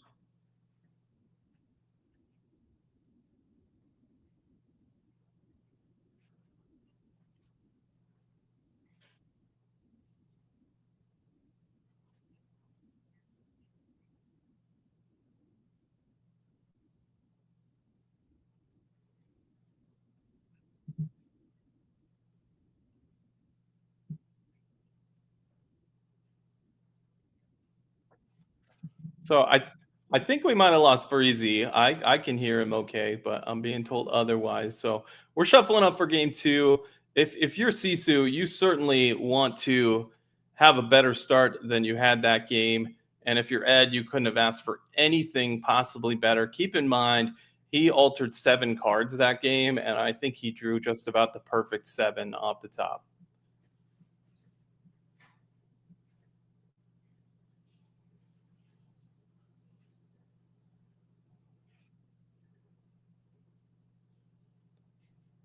All right, each player shuffling up and dealing. We'll have to see how many alterations are made on each side. John on the play this game, looking for that Diablo shift line early, of course. And it looks like he'll be sending back 5. Meanwhile, Ed, I believe that was back-to-back games, 7 cards sent back. And that's another thing that I feel like some players are afraid to do. They feel like sending back 7, there's just so much mystery on what could happen. Sweet. But experienced players, they know they're looking for certain cards. And if they're not in that first 7, well, you might as well get a second look. Yeah, I mean, especially when you're trying to find exactly those specific cards. You just gotta roll it again, see what you get, and if you don't find the ramp or that turn 1 popsicle, it's fine because you didn't find it in the first place. So it's not the end of the world. And unlike most decks, we're not really necessarily worried about our inkable count. So stuff like that won't really matter for Ed here. Yeah, myself, I played a lot of Sapphire decks. When you're playing for Sisu, playing for Sail the Azurite Sea, well, there's some math that goes into the decision of potentially altering 7 cards. I believe it's like 94% you're going to see one in those 14 cards. So it might seem risky to send 7, but if you're looking for specifically that one thing, it's not too risky at all. And just like that, we see the exact package once again. Oh, that is exactly why you alter 7, everybody. This is when you don't find it, you roll again and you find it. The math checks out. I didn't do it. Shane did the math, but it does just simply check out. Now, and notably, again, a song inked on turn 1. I'll be curious to see if we see an Ursula here on turn 2. Maybe it'll miss. Maybe. I see that. Yeah, here we go. Let's see. You got a Genie, a Hades. Ooh, see you later, buddy. That's why you choose to ink the Let It Go on turn 1. Mm-hmm. You find it all the time. That's why Ed is just built different. And you saw the hesitation from John. He knew that Let It Go got inked on turn 1. Like, is it worth it playing this Ursula here? It's unclear what his other options were, whether he had something maybe like a Morph, but he was trying to catch something like a Friends, right? When Bell's in play, Friends is really threatening. So I don't blame him for running the Ursula out there. But very wise decision with the ink It's on turn really one by not Ed. optimal. It's really not optimal to whiff, but Ed exactly knew what was going to happen on turn 2. Like most of the time it does. And we do see the Prince John here, so we could essentially sing a sudden chill to say, hey, you know, the song we didn't find, but we still get this discard and get a draw, or just keep our bodies on the floor and sing the strength of a raging fire next turn to essentially maybe get rid of some problems if necessary. So notably for Ed, a little different this game. He did not have that ramp on turn 2. This deck doesn't have a lot of 3-drops. We see another song inked here. Let It Go not at its best in this matchup. And just pass back to John. We're just going to quest. I mean, having that 3/3 body is just annoying for any Emerald player because they don't. Unfortunately, Emerald just doesn't have a lot of strength unless you have your steel buddies with Pete and it's shift target as line. Ooh, this is the best turn of the match for John so far. Oh yeah. With that sudden chill draw too, it feels really, really good. And we discard that Hades, potentially saying it might be too far down the road until we see him play. So you're feeling pretty good if you're Sisu here. You just drew a couple extra cards. It's really tough for Ed to interact with these Prince Johns. Right. Of course, with Ward, he does not have any sweepers of any kind. You know, Ruby Sapphire has things like Big Sisu and Be Prepared to get rid of Prince Johns, but Sapphire Amethyst. I mean, what are you really gonna do? Right. I mean, on top of my head, I can't really think of any answers that Ed could have to turn those things sideways unless Sisu chooses to. And that's not going to happen anytime soon. Yeah, I'll be interested to see in the future of this game if they print any cards that interacts with shutting off Ward in any way. I feel like that could be something. Yeah. I mean, at that point, you got to ask the question, like, what is the ink level that feels right to do something like that? And I'm not so sure. And we see a genie here. Is like we said, it's just being able to constantly draw cards is going to make things really difficult. We're just going to spend the 4 to Zeus that genie the problem away, and then we're going to go ahead and sing Storm to clear out the board, kind of establish ourselves into a position where, okay, we manage the board now. We got to figure out the next step, which is the hand. But there is that 5-cost Elsa on the way. That's just going to potentially get rid of one of the Prince Johns. Yeah, that does come at a cost, exerting that Prince John, because there is rush characters in Ed's deck. We'll see if one comes down here, but you're right. You're right on cue that Elsa could be coming up with that 5-ink turn. And if you don't, then it paid off. But most of the time, Amethyst Sapphire will see that Elsa at 5-ink. It's just simple. It's just simple math. It's just the basics. It's just how the law of Lorcana works, as we see here. I'm just gonna if I'm Ed, I'm thinking maybe there isn't much discard left in John's hand if he's willing to exert the Prince John in that scenario. But I don't think Ed's too disappointed that he got one off the board. Yeah, it's one Prince John is annoying, but 2 is much worse. So getting rid of 1, it feels great. And then we get that a little bit of extra spice here, putting that Pluto into the board. That's a 6/6 doggy right now. And that's a lot of numbers. So now we're seeing the Prince John exerted, but it has protection, right? Because of that Pluto. And that Pluto is going to be pretty difficult for Ed to deal with. Although there are options. There are options for sure. And one card comes to mind that we saw it inked a few times now, kind of matter in that situation. That is Let It Go. You can just let it go and then get rid of that Prince John right away if you want to. And what are we going to do here? Play 6 Gaston. Shout out to the ICL commish right there as we play a 6 Gaston. It looks at the top 3, grab one of the cards, send the other 2 back. What a fantastic option to filter through your deck and just have a big body that quest for 3 on the board a little bit early because you are able to ramp most of the time. Yeah, wow. Gaston, one of the more powerful cards that we don't see a lot overall, but it is making a bit of a comeback in these Sapphire Amethyst decks. And it just kind of follows the theme of the whole deck, which is netting cards over and over and over and just having that card advantage. And we see Ed go after the Hidden Cove. He sees it as a bit of a threat, so he's going to have to take it down in bits and pieces. And we're just going to storm into the Gaston for 2 here. Yeah, I mean, the 4/4 body is quite interesting too. I'm really excited to see that card come back. I know JDRR is also running that right now with this. You can see it as this free guide as well. But the card is kind of back. It does it all. It filters, like you said. It's that 3 lore. It's a 4/4. It does it all in this situation that you're in. And a quest for 3. Yeah, that's so much good. lore. It's so much lore. It does it all. I love seeing cards that you just kind of disappeared come back into a position where they see themselves kind of be played out and matter in certain matchups. And all right, so we saw a tempo play last turn. The Muses temporarily sending the Elsa back to hand. Usually, you don't want that come into play trigger to happen again. But when you have 2 characters with Ward in play, you don't mind too much. Yeah, it's not the end of the world because they're going to stick around, and they were able to play that Bell, move the damage counter into the Pluto, making that Pluto absolutely just turn into from a 6/6 to a 1/6 through the Hidden Cove, and we can just essentially get rid of it right away. Oh my goodness, this is going so well for Ed, as he can just popsicle away, heal it into it, and just pretend like none of that happened to him. Wow. Yeah, Bell is a super impressive card against things like Pluto and Lawrence that are shrunk with damage on them. Right. Bell makes it super easy to get that out of there.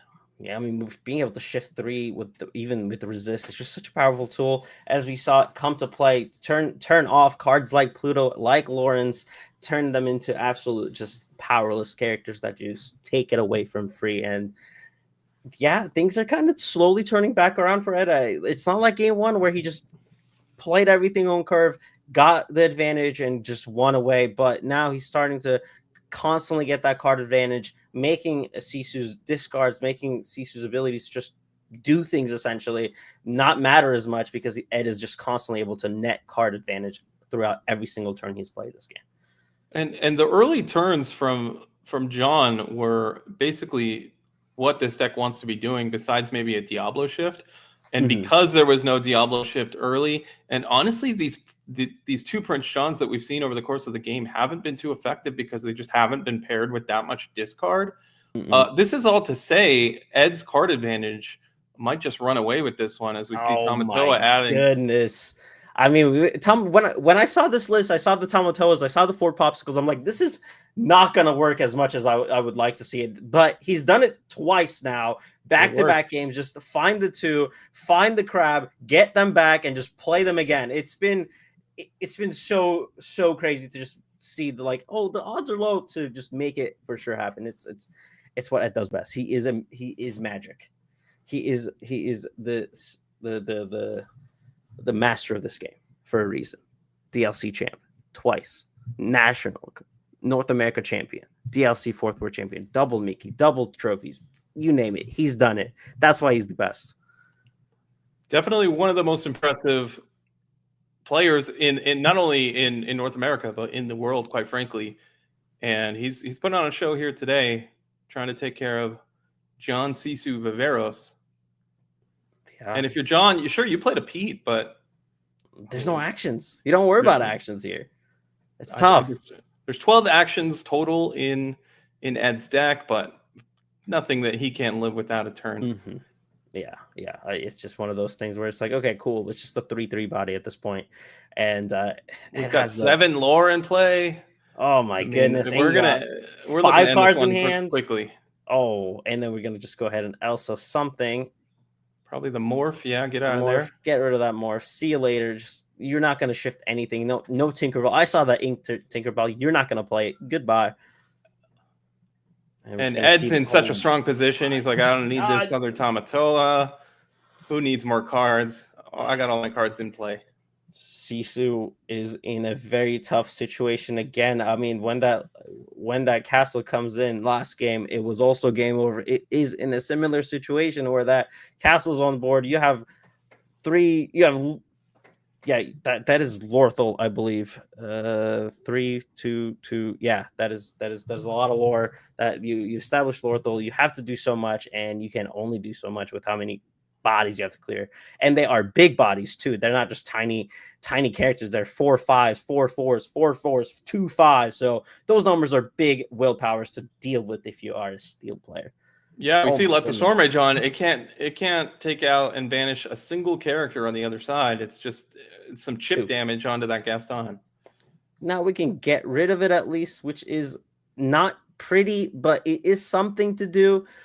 We can't really get rid of that Elsa. We don't have evasives. Well, now we do, but it is a little late, and it won't really deal with it. So it's just a tough situation to be in. Yeah, if you're CC, you got to feel really disappointed to Mhm. not see a Diablo in this game until you're this Yeah. deep into your deck. Just a little bit late here, and yeah, it's just Ed was just able to kind of do everything he wanted to do, and made Sisu play his own game rather than stick to Emerald Steel script. So he just always had to answer. He was always had to find something, and he just couldn't manage it as it's just a standalone bird staring into a castle and a giant crab and a snow queen. John's not going down without a fight. Oh, that's what he does. I mean, last round we saw him just play out a game that was kind of over until it kind of cost him the draw. So he is a person that just does not quit until the time is zero. Breezy, are you sold yet that 4 Tamatoa, 4 Popsicle is it works when you find him? I mean, he okay. There's players and there's him, right? And that's what he is able to do. He is him for a reason. Where some players are here. He said there's the elite. That's where he's at, and that's what we just saw. And the game is over. The 4 of 4 just did its magic. Popsicle filter everything out. We found old answer. Gaston did magic.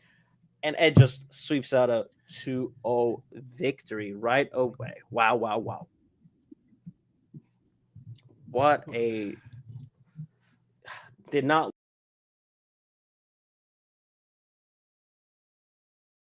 Emerald Steel player. Things are not looking too hot there. And...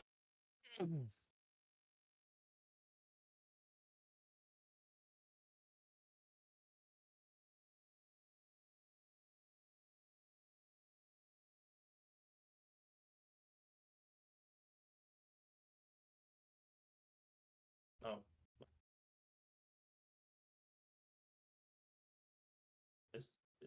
Is everything working? Yeah, we're here. Okay. Oh, hello. Hello. Hi, guys. I was just talking about how it was very unfortunate for Sisu to see turn 1 Popsicle into a bell and just see Ed essentially draw a card almost every single turn as he tried to discard away, and you just couldn't. So the Blurple kind of likes to see the Emerald Steels try to do its cute little discard package as it draws a gazillion cards. But incredible showing of two amazing players. But Ed, I've been following your MetaFi for a bit now. I've seen you drop Ruby Amethyst. We saw the toolbox, we saw the evasive, we saw all of that. And today you bring up Blurple. What came up with that decision? Why did we switch up? How did we get into here? And very, very exciting listing. 15 cards only. Yeah, so Blurple I think has been kind of like a recent not a recent discovery, but I guess it's been a lot more popular recently. I think the new kind of innovation was the Iago that kind of made it really hard to deal with, like when you're on the draw. Like when you're on the draw, it's actually one of the best kind of cards to stonewall your opponent. But maybe nowadays there's going to be people teching in like Hypnotic Strength, and you're kind of just inherently weak to steel in general. But if there's a lot of these kind of purple mirrors, I think Iago is one of those mirror breaker cards. And I think I took a slightly different approach from some of the other kind of blurples. I know JDR recently has been playing like the Gaston, and I really like that card in terms of the refill. But I also felt like it was not enough for me personally.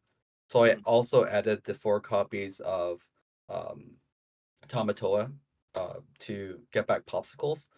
And I think this deck still kind of draws through enough cards where you can still somewhat consistently get one. Sometimes you can high roll like to 2 Popsicles, especially if you have like Gaston to dig for them. I think one other thing that other kind of Blurple decks run is the Fox and the Crab. I always felt like those cards were kind of lackluster in this shell, just because you kind of skipped that turn 3, right? I thought that I could be doing better things with that ink, and what I kind of want to be doing is to play the locations. So I kind of realized that once you get to that kind of like 7, 8, you can start doing like Hades into like double locations, and that has been pretty powerful. I mean, this game I didn't get to like play too many locations. You I didn't was need it. able to play like yeah, but I mean they're still very strong though, especially like into the red decks, where like if they B prep you, you can go double locations. Very similar to like the like Shark McDuck style of the deck. And I think the other card that's very underrated is the Bell. I think that card is killer. I think it's one of the best purple cards in the game right now. And every time you get to resolve it, you basically win the game. It's actually quite insane, like And we in saw that terms of shift being line able to to battle. Pluto. We saw that Mhm. shift line into Pluto in the last game. Being able to just shift it back to back, essentially, just such a powerful move. Getting rid of that 3 damage. I mean, we saw you do it twice, I believe, and it paid off quite well. Just disarming the Pluto, getting rid of everything, and just clearing out board states. Yeah, I think this shell is the best kind of to showcase like the bell shift line. I don't think there's any other kind of good bells to shift on except the blue one. So I think I really wanted to kind of maximize the bell shift line in this deck. Absolutely. Ed, first of all, congratulations. I did want to bring up one more thing with your deck list. We see Hades as commonplace in these decks, but you also said, well, I like that effect enough. I'm going to add 4 Let It Goes. What was your thought process there? Yeah, so I am still pretty scared of Shark, and I think that's still one of the kind of defining cards of the meta, even though I think Ruby kind of dropped down a little bit. I think Let It Go is also very important in the mirrors, right? Like, for example, like what happens is there's gonna be like Hades Wars, you go back and forth, and you play Gaston, and the only real way to kind of swing back the tempo is to like sing your Let It Go on your Elsa, or use Elsa to sing Let It Go on their Hades or their Gaston. So you're kind of like, one card ahead of your opponent. And like worst case, it is ink, right? So I think that also kind of gives you an edge in a way, being able to swing back tempo, especially when you're on the draw, to kind of take the board back. Great. Let's shift it over to Sisu real quick. Green steel, obviously a really popular color combination, but these Blurple decks are popping up, and it does seem to be a tough matchup. How do you feel about green steel in the overall metagame right now? I think it's fine, honestly, in the overall metagame. I think you have to just kind of just play a little differently. Just as instead of like a lot of people will just, I always say like there's a difference between Emerald Steel players. There's different people who play Emerald Steel and people who just play Diablo. So you have to just understand like you can't always shift Diablo on 2 because you're gonna get blown out sometimes, especially with the inclusion of Pan, especially going against the Ruby decks that play Brawl, Little Sisu with Coil. So you have to kind of just know like to kind of pick your lines a little bit and just know when you can get your value, basically. So, but overall, I think that with so much Diablo hate, you kind of just have to there's just some different tech cards that can come in that you can kind of show off. I didn't get to show it off, but I mean, I did have 2 copies of I'm Still Here in my deck. So that does protect. And the Pluto is a recent inclusion as well to protect anything pretty much. Like that's why, I mean, I think in game 2, I was able to get a couple free quests off with John before Ed was able to deal with it. Yeah, and one thing you are a morph deck, of course. A lot of people haven't been playing Tinkerbell, but you have that one sneak Tinkerbell. How does that work out for you? She's the best. I love Giant Fairy. She's really good into a lot of the Kiwi lists that play between just different like shifting it into it and then dealing with an Alice into something else to turn off a Pluto, to turn off a Lawrence if anyone's playing it. So yeah, Tink is really strong. And it's even really strong into a lot of the Amethyst lists as well that are they'll just like flood their board with Turnbox followers, Diablo, stuff like that, and you can just take out a lot of you can get a lot of value out of that for sure. Breezy, you want to go ahead? I mean, Sisu, my friend, great showing. It just the cards were not in your favor today. But I do want to kind of go into the world of meta that we're in, where everyone's like, screw Diablo, I'm gonna play like every single card I can possible to get rid of it. So like you said, you have to go across. You kind of have to adjust plans, not just play Diablo.deck. But going into watching Ed just play turn 1 Bell, just establish a board state. How does the game plan change for like I need to discard this his hand, go through it while he's just gaining drawing like so many cards, so you can't do that. So how do we adjust as we go through your opponent just able to just net advantage so many times and so often?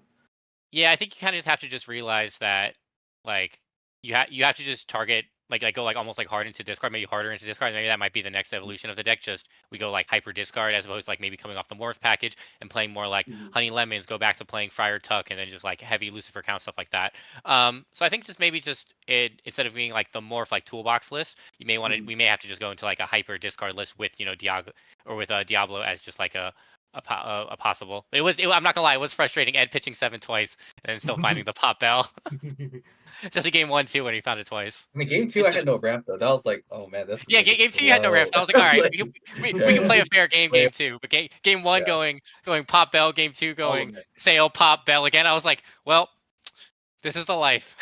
Yeah, I mean, we got to see his hand at the same time you did, and he had it all, right? Ed's got to be thrilled when he sends back 7 cards and sees those come back. That's card games, though. I mean, like, there's been games where, I mean, we play this matchup probably 10 times, and I mean, who knows? There could be times I go Cove Shift, like Shift Cove 3 times or 2 times in a row too. So like it happens. This is card games. It's variance. This matchup I feel is with the new adaptations, especially like the list that Edge is on, it's more heavy with like the removal too. I think that list is definitely probably closer to like a 50-50. I think prior to this set, that matchup was super free for Emerald Steel, but now I think just with some of the inclusions like he was talking about with Iago, my game plan has been to banish Iago in as many creative ways as possible. So like I'm Still Here has been a good one. Improvise has been a fun way to get rid of it. So that's kind of been like my challenge into this set.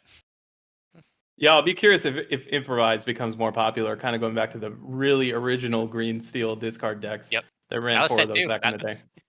Oh yeah, same. Yeah, that was the set too. I think the problem with like playing Improvise and like these like I'm Still Here and stuff in green steel is that it's kind of telegraphed that, I mean, you already run like, steel songs, right? So I think in those matchups, Iago is basically always ink. But for example, I know that some people are running Hypnotic Strength, right? In purple. Yeah. And you don't expect that card in the purple mirror, right? So I think, going forward, if you want to try to beat Blurple, definitely just play the 4 copies of Hypnotic Strength. And that'll definitely like surprise your opponents and like steal games that you're not supposed to. So I think going forward, Iago will probably go down in value just because of people taking heavily for it. Because if it goes unanswered, it's actually quite literally the most insane card in the game. And it's a great bell target too. So like you can you just go knock into anything and then just like all right, move the damage immediately. Yeah, it's almost like the Amethyst Rapunzel in a way if you combine it with Bell. Yeah. Opposite Rapunzel, or kind of opposite Rapunzel in a way. Yeah. Yeah. Kind of adding into that, you said Blurple was gaining that popularity. How popular do you think is going to see during the set champs or the big events that's kind of slowly rolling across in May? In my opinion, I think the meta is always moving. Like, I don't think Blurple was even like popular last week. Like, I think it's only kind of a very recent development within the last few days. And I want to say even like within like 1 day or 2, like the meta can completely change. Like, I already kind of seen the adaptation of people starting to like run a lot of Steel Song in order to try to counter Blurple. And then afterwards, people are going to try to run, some kind of tactile deck for Steel Song, right? So honestly, we don't really know what's going to happen. It just depends on what everyone's decides is the the meta for that particular week, and then we'll probably go from there. The needle is definitely moving with a number of decks, and that's one thing I love about this game is there's so much adaptation week to week, and color combinations can do so many different things. And if a vanishing card like Iago becomes popular, there's options with every deck. Yep, absolutely. Well, gents, thank you so much for giving us your time to bring out a fantastic set of games. Tian, congratulations on going that 3-0. Most likely, I don't know the exact math, but I believe just about locking yourself into that playoff position regarding what happens in round 4. So, gents, before we do let you off into the after party, gotta do some shout outs. Tianu's very own Ed, where can people find you? What are you up to? And any shout outs you would like to give? Yeah. Shout out to Chris and Josie, JBMN. Where's our boy JDZ? But anyways, yeah, shout out to Chris and Josie. Like, yeah, they really stepped up to kind of play whenever they can, and yeah, I really appreciate everyone on our team kind of giving their input. So I think it's very important to surround yourself with good players and good people. And you can find me at Ed Lorcana on X and YouTube. And Sisu, what about you? Any shout outs to wrap things up here? Yeah, shout outs to my my team, of course, Freedom Gaming. Shout outs to our YouTube channel where we do our podcast, Freedom Gaming TCG. You can find me on Twitter as well, at The Real Sisu. You can also find me on Metafy, at John Rivera. Shout outs to The Cove. I know we had a couple people watching. Sorry I let you guys down. I'll get them next time for sure. And shout outs to my wife and my daughter. Like I said, I know they're not watching. They're asleep right now, but shout outs to them anyway. Again, thank you so much. Thank you so much again, and Freedom Gaming. It's not over yet. It's not over yet. The playoff spot 2-1. You still got it. So next round, just gotta lock in. But again, thank you so much for giving us a fantastic ICL Monday, and I cannot wait to see y'all both in the next round. Thanks for having us. Thank Bye-bye. you. Bye.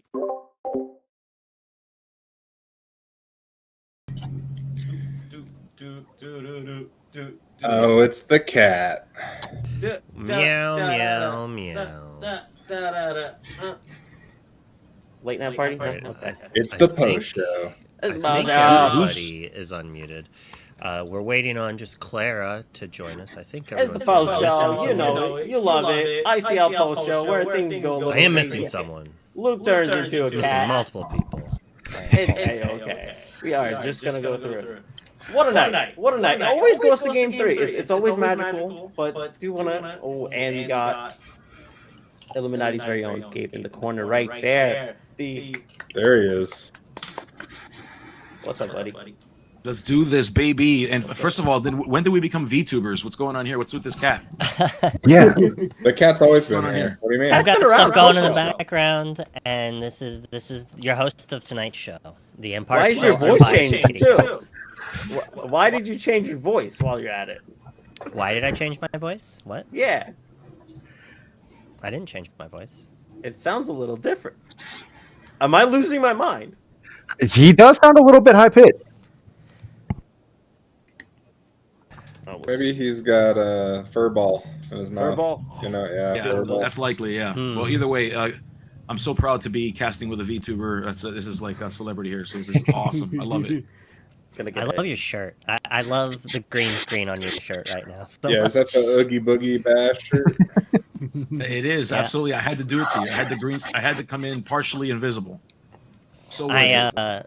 I tried to add the Tian Who logo on JMBN's playmat mid game, but it like made her whole screen disappear when I tried to like do a green screen for pink. It just like did not work out the way I expected it to.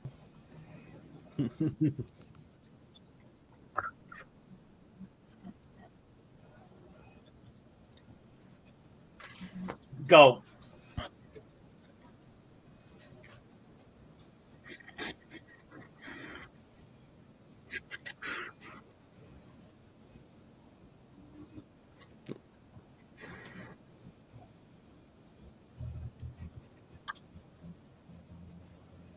Definitely. I love the evolution of it, like because early set 7, JDR was running like a bunch of 1-drops, playing a little bit of different strategy. He was playing like 4 of Finders Keepers even. So I really appreciate the change it's going through into like, okay, we're just gonna find our the bell and then just ramp and kind of control the game a little bit later, then kind of establish our 1-drops as our card draw engine because of that pesky bird that just sings a song.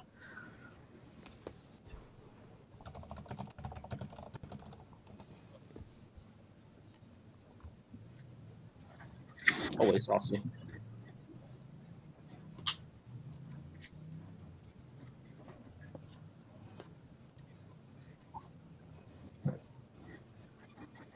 Mm-hmm.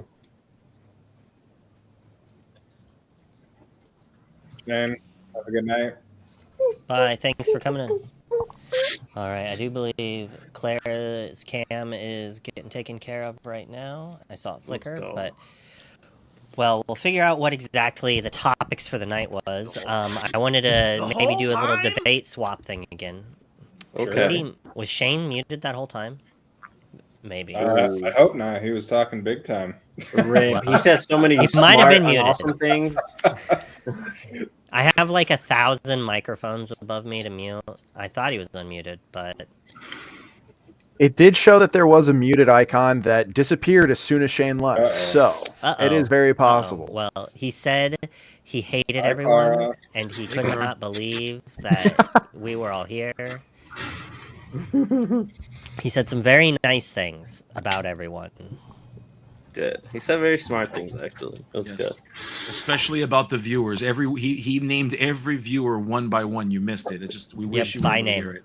It was it was GeoGuessr levels of honest. Well, I figured for the first debate, I was going to start something near and dear to me again. But since I'm the host, I don't want to get stuck arguing against things I like I did last time. So I'm going to make all of you have to do that.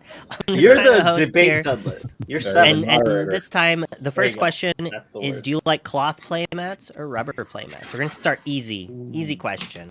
Easy go. Who would like to rant first? Breezy, take it away. The feeling that your hands feel as you run through a beautiful cloth mat is as amazing as getting your feet into a nice sand on a beach on a sunset. It is the ways the card slides off a nice quality cloth playmat is unmatched. Plastic, it's just a mouse. It's just a mouse pad. It's just a mouse pad. Get over it. L take. What do you like rubber? You like your basic boring? All right. Well, Yes, since I guess I forgot to say that the teams are the left and the right side. So Breezy's side here. So Breezy picked. He picked. So that means we're Rascal. doing teams. I thought we were you're just going gonna have round to. table. You're just gonna have to argue again. Okay. You know we can do a round table. That's fine. Okay. We'll do round table this time. I like a round table. You know what? I can find nice things to say about them. They're not. They're better playmat. You can find nice things to say, but not true things to say. You can. Listen, there are those like Spellground mats that like they fold out and you can have a playmat in case your friends don't have one. They're usually 2-player. They're big enough to accommodate. Yeah. My favorite thing about them is that you can get them from a hospital from the baby department. It's a baby blanket. What are we doing here? No, Yeah, it's one of the no. softest things given to the most precious creatures on As the someone world. who has one of those baby blankets as a father, those things are not that soft. I mean, sure they're free, but my playmat is way softer. I just had to step in for the misinformation that Gabe was giving there. The hospitals, you could up your free baby blanket game. That's the lesson learned here. Okay, the so rubber what Luke playmat- is saying is we can use those playmat as baby blanket. Is that? Yes. Yes, that's exactly. That's what it amazing. says. Double usage. You can. I think that's a better use for them, honestly. Yes. Yeah. No one likes What? The gamer No swaddle. ego says. They get bunched up, they get wrinkly in the middle of the game. You're over here flattening them. Like, just roll your playmat out. Got a nice Get rubber a better bottom, cloth got a good playmat. grip. Have you ever played on like a comforter, like a bed comforter? You've like laid your clothes on a bed terrible. comforter. That's the exact feeling that I a cloth agree. playmat I've never brings used a to the- cloth playmat. to Really, DLC. it shows. Why do I have to be Loaf impartial just right spoke now? to my heart. It just shows. Loaf just spoke to my heart. Playing on the bed like we're like teenagers and stuff, just like hanging Yes, out with our exactly. sitting Indian style, trying not to move too much because then the cards go everywhere. Yes. Oh man. Yeah, you adjust your knee and then the discard's all over the floor. Yes. Yep. Yep. So, Reminds me of summer camp as a child. Mm-mm. I mean, I would have to say it does feel like most of the people in here do not like cloth playmats. Clara, what was your opinion? well, you can start playing with it as a playmat, and then when you want to switch, you just clean it and have a baby blanket. I don't know. Yeah. That's the purpose. When you grow out of it as an infant, you can. I like it. You can use it as a playmat. You know, I'm You're in. I'm picturing like a yard sale and someone comes up and they're like, can I have this baby blanket? You're like, oh, this is actually a play mat. Yeah. You know what? $5. It's yours. I mean, I would love a baby blanket that had like dragons on it and stuff. And instead, you get these like clowns and balloons. Who needs that? I need to see some giant dragon Clowns? blowing fire. Nowhere near children. I'm sorry. Clowns, not it. Not the way to do it. Do not get clowns to any kids' parties. That's just not it. They're You know what? creepy. I've also never seen a foil cloth playmat, if I can I say mean, that much. you've And the barely foil seen playmats foil and, other and ones. the How many times have you seen normal foil playmats? Like, how I got often? one This is a hanging very up on my new wall, thing. a Cinderella one. They're beautiful, and Yeah. I've never seen that in cloth. I've never seen a Cinderella on a cloth playmat. You could probably get a Cinderella baby blanket and use that as a playmat if you wanted to. See, now we're cooking. Now You're all thinking joking about outside this. of I'm going to show up. So one of my best bags I've ever had for back in the day when I played Magic, my best Magic bag was a repurposed diaper bag. It was literally waterproof. It had like a foiling inside type thing. So like it could rain on my bag and my cards wouldn't get wet. I could spill a soda in the front part and it wouldn't like move over and hit and damage the rest of my cards. Similar to the cloth playmat that we're talking about, they just make bags that do that now. Like you could just have a waterproof bag. Sure. Then buy that. But I mean, if you had kids, you can repurpose your diaper bag. That's all I'm saying. Repurpose it. Maybe, I don't know. We were given a pretty cool diaper bag. Maybe most people aren't given such awesome diaper bags at their baby showers. I don't know. Yeah, diaper bags has like the largest variance of quality of any product that I've ever seen in my life. Like I've seen like Mac Daddy, like the best diaper bags, all the way down to what basically amounts to like a fanny pack. It's pretty wild, the variance on that. The equipment you need is crazy. Yep. Just have kids, or pretend to have kids, and then just throw a baby shower, and nobody, just say somebody's pregnant. Who cares? And then just get stuff. It's like lying about proposing in restaurants to get free dessert. It's the same thing. It could work out. That's a thing. Wait, Breezy, have you done this? Is this a thing? What's going on here? What do you mean? You guys don't know about this little trick you can do? Breezy, don't corrupt our viewers. They don't need to know that they're never going to ask your ID to know if it's your birthday for dessert at restaurants. No, it's not They don't birthday. need It's to a know that. proposal. You get on one A knee. lot easier. Why Wait, would you wait. propose when you could just You say it's fake your birthday? propose? You know what? You want the applause and all the free attention. drinks That's what you is want. crazy. To be fair, But you can't I do it did on a once fancy pretend to be married to someone just for fun. So I could see getting free food out of it, like to mess with things and free drinks. Like, You gotta do it all rarely. right. My wife and I are going to be newly proposed every time we go out to drink from now on. Thanks, Breezy.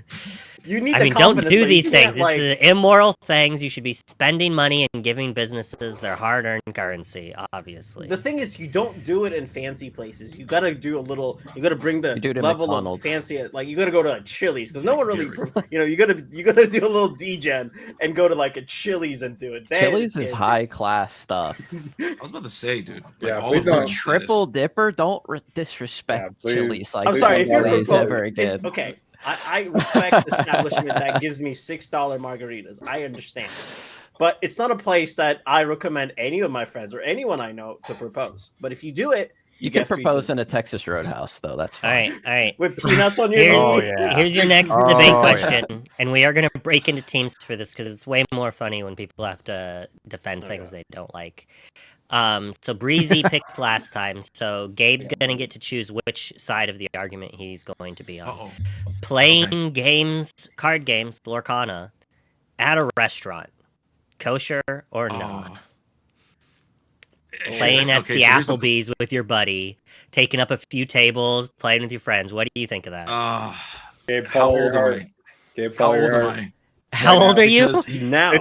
You and your friend In this group is theoretical- between the age of 18 and 35. It's Maybe a us tomorrow. straggler 15-year-old. The current age that you are, which is 24, obviously. Okay, I'm sorry, but I not only do I approve of doing that, I did this like a week ago. Yes. So I can't even pretend I did it like a week ago. So yeah, I listen. We go there, we pay tip, we're paying for the food, and we're paying for the service. If I move my plate a little bit to the side to put down some cards, it's up to me if the cards get dirty. It's fine by me. And who cares if somebody else is watching? Maybe they'll learn how to play Lorcana, and maybe they'll join in, and maybe we'll pick up some new members to the community. So How I'm in long? for it. That's How long are you staying at the restaurant? How long does the team draft last? 3-round my. tournament between teammates. Yeah. I've team drafted at a CC's Pizza before, but anyways, all right. So Rascal, Yeezy's. tell me why people shouldn't be doing this. All right. So as an ex dining room manager, I will say that if you are spending like an hour playing card games and taking up my server's tables and not spending money, I would be During livid. rush hour. Like, yeah, it's like, because nobody will do it at an appropriate time. You want to be the most inconvenient customers you possibly can. So I firmly stand against this, even though Can I have my done this 10th myself plate too. of chips, please? Yeah. Sitting there getting all the free bread, the free chips, the free waters, because you ain't paying for drinks either. You're just getting all the free stuff and sitting there and playing your silly little games. And it's rude. Yeah, I got people you to get pay. crazy mileage out of the bottomless chips and salsa when you team draft at Chili's. It's an unreal feeling, and I feel like me and Gabe are really just bonding on a whole another level tonight. 'Cause I'm team drafting at Whataburger. I'm team drafting at Denny's. Now I will say, if you're doing this at like a big chain restaurant, go for it. Like they have enough money. Does that auto win? Yeah. I go to Just Gordon like- Ramsay's restaurants. I like bring a box with me every time. Me and my 8 buddies. Well, if you ever watched Hell's Kitchen, it seems like sometimes, depending on if the team's flopping or not, you might have time to fit a draft in before you get your Oh, burn. But I would say seriously, I would. It would be really difficult for me to do that because one, I hate having like my sleeves or anything get dirty. The feeling is just horrible. Like if you just touch like your sleeve or something like that and you feel some grossiness, nah. Get helps with the this out of shuffling, my Clara. collection. It's gross. Huh? It's good for shuffling, Clara. The greasiness helps No! the slide of the gross. Ew.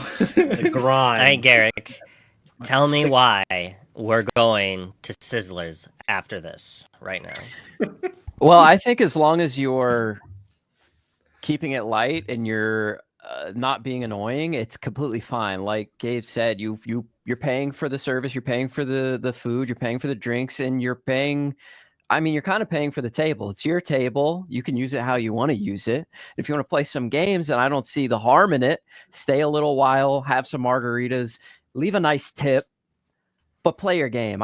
There's no harm, no foul, as long as you are respectful to everybody that's there, and you aren't being annoying to the service staff or the other patrons of the restaurant. Do what you want to do, man. Yeah, tip your waiters, everybody. That's the key thing. Tip your waiters. Unless you're in Europe.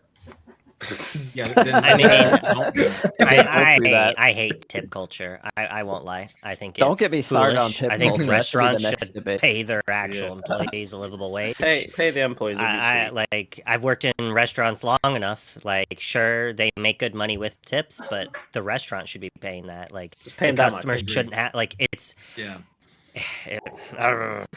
Anyways, Breezy, tell I'm me in why the it's same- bad. Why it's bad? It's kind of the reason, like Eric kind of said to do. Like, but people don't. Like, people sit there, drink waters, and spend No, 6 that's true. hours. Like, That's there's true. like the people that play in those restaurants aren't the ones drinking margaritas, aren't the ones helping, being nice. They're the ones just grinding games, like to add the grease shuffle into their hands because they grabbed chicken tenders. I know you did, and then just getting their sticky fingers on their cards, which is also bad. Why would you do that to your own cards? And being super like long customers that don't pay, so they pay $20, give $2 tip, and walk out feeling like they had the best night ever. Which to a waiter, middle finger to the face. You just wasted 3 hours potentially because they played a whole draft, and they just got waters and 2 orders of fries and chicken tenders because they could get 10, A whole of draft. course. Yeah, and that's disrespectful for waiters, in my honest opinion, in a culture that we live in, which is the tip culture. But to be all reality, you do what you want. Gabe it doesn't tips matter. Sisus. Yeah, dip your cards into some Yes. honey mustard. I don't care, but it's kind of gross, and people that do it, I feel like don't actually help the restaurant. I was just smelling the sisu to see if I still smelled the ranch sauce on it, but no, we're good. No ranch on this one. We're good. But on Rally, it doesn't matter. All right. Well, without devolving into tip culture anymore, I think that was a pretty good assortment of opinions on both sides. I mean, I won't lie, I've done it. I'll do it again, but I don't. I don't like going to places that require, as Ellie keeps saying, tip table service. That's interesting. Like, I don't know if you have Village Inn style things or Denny, 24-hour restaurants where it's a single server watching 30 tables. I'm not gonna feel bad if I sit at one of her tables for whatever, I'll be like, hey, I would love refills occasionally. Maybe just fill up a pitcher of water, leave it on the table. We'll pay our bill right now, so you can go away if you need to, and you can shoo us away or whatever. But it's an indoor area. It has bathrooms and table space. As a TCG player, what else could you ask for at 4 a.m.? Yeah. Yeah. In reality, as long as you're not a total a-hole about it, do whatever you want. As long as you're not harming nobody, you're fine. Just play your games. So the next question is going to be interesting to discuss since we just saw someone do incredibly well with it. It'll be easier for one side than the other, but is playing 4 popsicles enough to justify 4 bells and 4 tomatoas? Is it still a thing? Are we only going to see it in Blurple? The yay or nay, Breezy Boy? Are you a yay? I already picked one of the topics. I'd like ask to your not teammate choose. then. Okay. What? I can Go ahead. I can take this. I would say Popsicle is a great card no matter what. So I say yes for Popsicle. And you can do other shenanigans with your Popsicle. You don't need the Popsicle eater to be there. He's not there anymore. Get over this. So, yeah, you have other synergies, and you have Popsicle Bell Banish to play her for free. Then you shift the Amethyst Bell onto it to do a wombo combo, dealing with the whole board in the early turns. That is power. Let's not forget there's a Bell shift in Emerald. She's great too. Give her some love. You're a monster. Trying to get people to play that bell. I mean, unbiased. That's a good point there, Clara. Good point. The other side. What do you have to Comboing say that to with the new Hero Hamada too. Ooh. So we're the nays. You are we're the nays. Good. Yeah, Okay. we're the nays.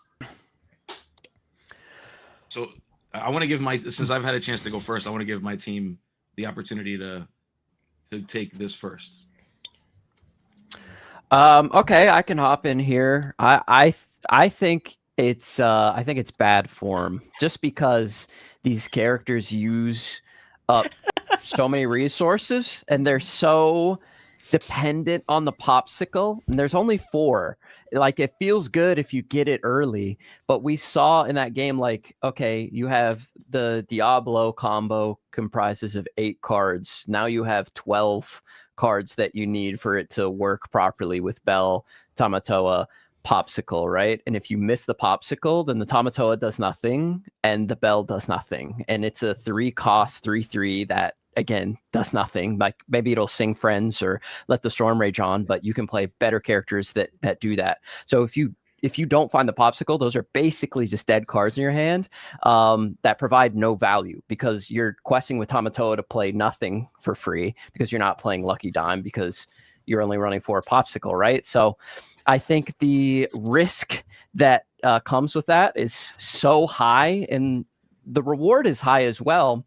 But if you don't get those cards, they're just useless. They might as well be vanilla. All right, everyone agree. Great. All awesome. right, discussion's over. They didn't disagree. No counterpoint. I mean, we just saw what Ed did. I feel like he high rolled. He high rolled. Yeah, but Sisu low rolled on the Diablos, and you see. But that's how you win games. It's fine. Even if you bounce, if you find one Popsicle and play a crab eventually, it's still good value. Like it still has a place in my honest opinion. I think it's fine. It's not as broken, obviously, but it's still good. It still does what it does. And then when you high roll like that, you absolutely run through people, absolutely just crush walls. It's fantastic. I'm going to call out Ed Chu here, okay? Why does he run 4x of everything? What is the point of that, everybody? What's the point of running 4x of everything? Consistency. Okay, consistency. Therefore, we should be building a consistent deck. And what we're gonna hinge on is this stupid popsicle and this bell, okay, that we hope that we draw. Consistent, huh? So consistent. What's the point of the 4x thing then, huh? Huh, Ed? What's the point of the 4x thing then? To find them like he does. He found them every time. The answer is there. The consistency gives him the answer. He finds it most of the time. It gives higher probability, but if you rely solely on that to execute your strategy, then it's no good. You got to keep in mind you have other one drops that could be used, and the combo of Popsicle Bell is only one of your alternatives that you have. Also, a 3-3, even if you miss on the popsicle, like a 3-3 is nothing to sneeze at, like on curve. Like it kind of sucks that it's just a vanilla that quests for 1, but that's a decent stat line to be taking any other like threats that may show up on the board. And I mean, if you're playing it in Blurple, that is a character that can sing friends, and that's a lot of card advantage. Yeah, I think mathematicians watched that last match and were just rolling over. I mean, we ship back 7. We drew the right 2 on turn 1, and I don't think you see that over a span of 100 games. Well, I mean, if he didn't have any of those in his first 7, then he's only pulling 7 from a pool of 53. So those odds are a bit better. They're a bit better. I mean, he's found it. I mean, even if you just find like a popsicle, like if you alter 7 and you find 1, and let's say you didn't find Bell, you can just ink it. It's not a problem. It's not the end of the world. Like you still continue your Amethyst strategy. You still have enough thing. You just still find your turn to a ramp, but you still have everything else you're looking for as well if you're thinking about purple. Also, I got to say, I have a friend in my local area, Tian. Shout out to you. He is really great at piloting purple and getting those synergies online. I gotta say, I've watched him play.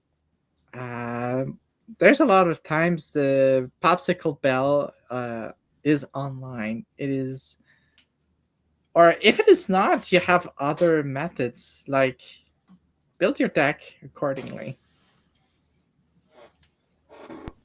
I mean, you could always throw in like the Retrosphere. Oh, he said Retrosphere.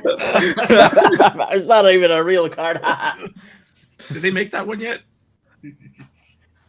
Yeah. It is not a real card yet. I'm still no, this exists. I'm still reeling over Madam Mim Crocodile. I just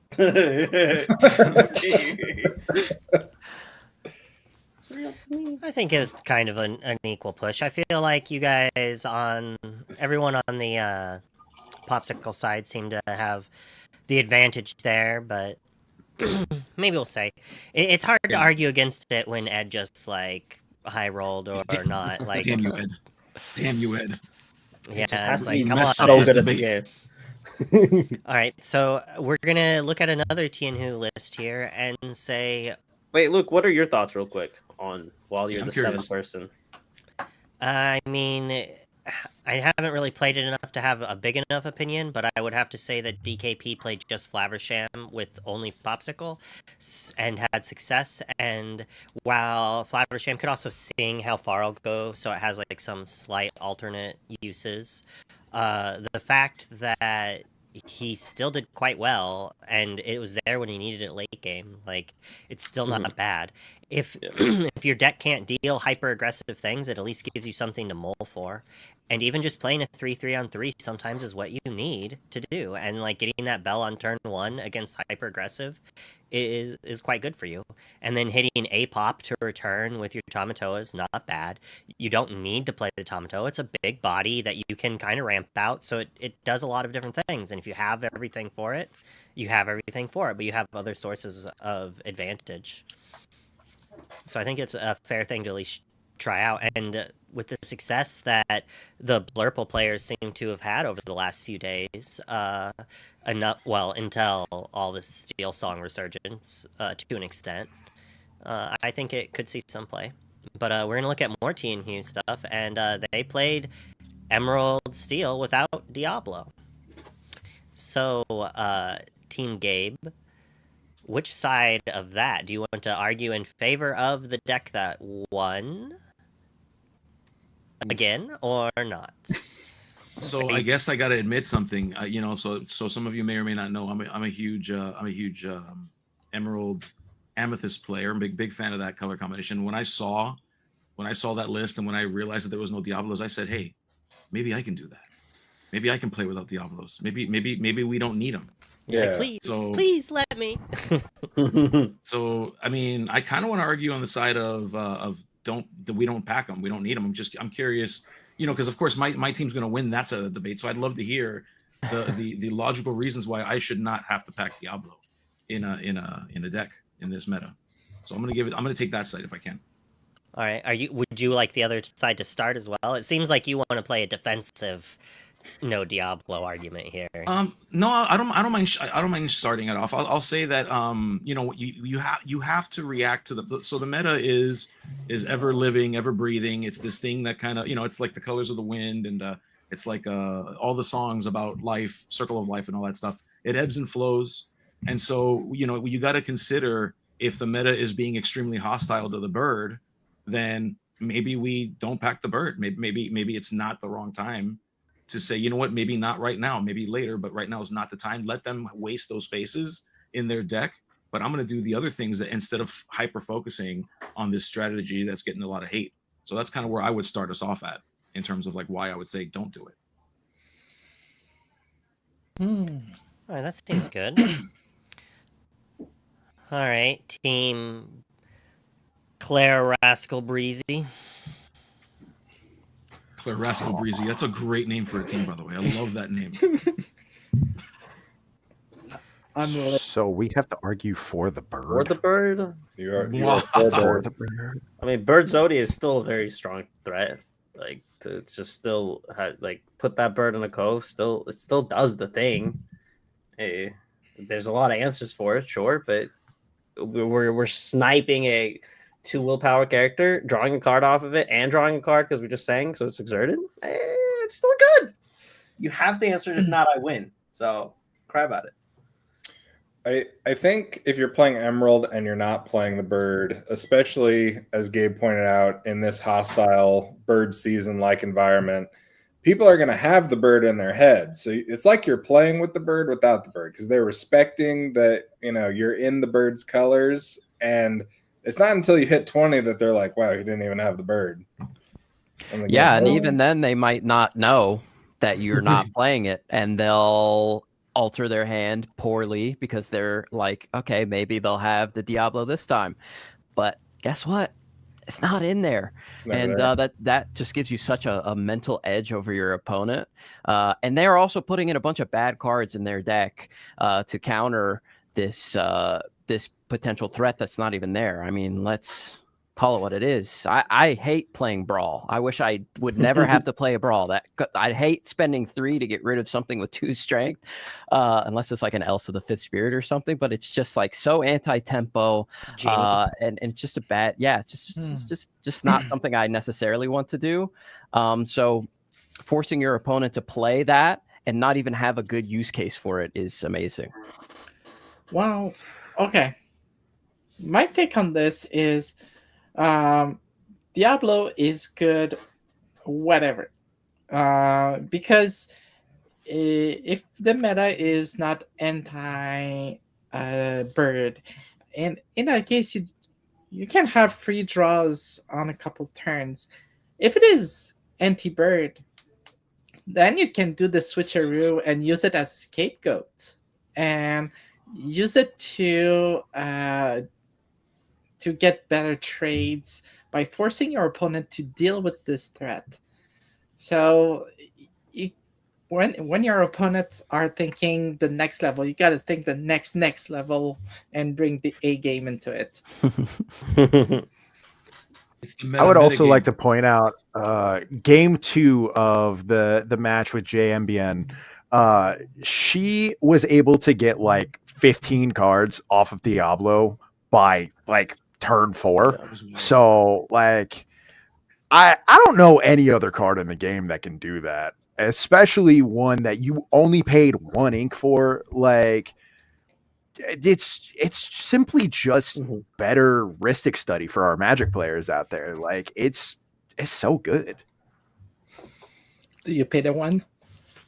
Not usually. Every single time. If you're not paying that 1, you are the problem. You're the reason someone combos and wins. You destroyed the game, and you are bad, and you should feel You bad. are I'm bad. sorry I just had to go on this rant, but you need to pay the 1.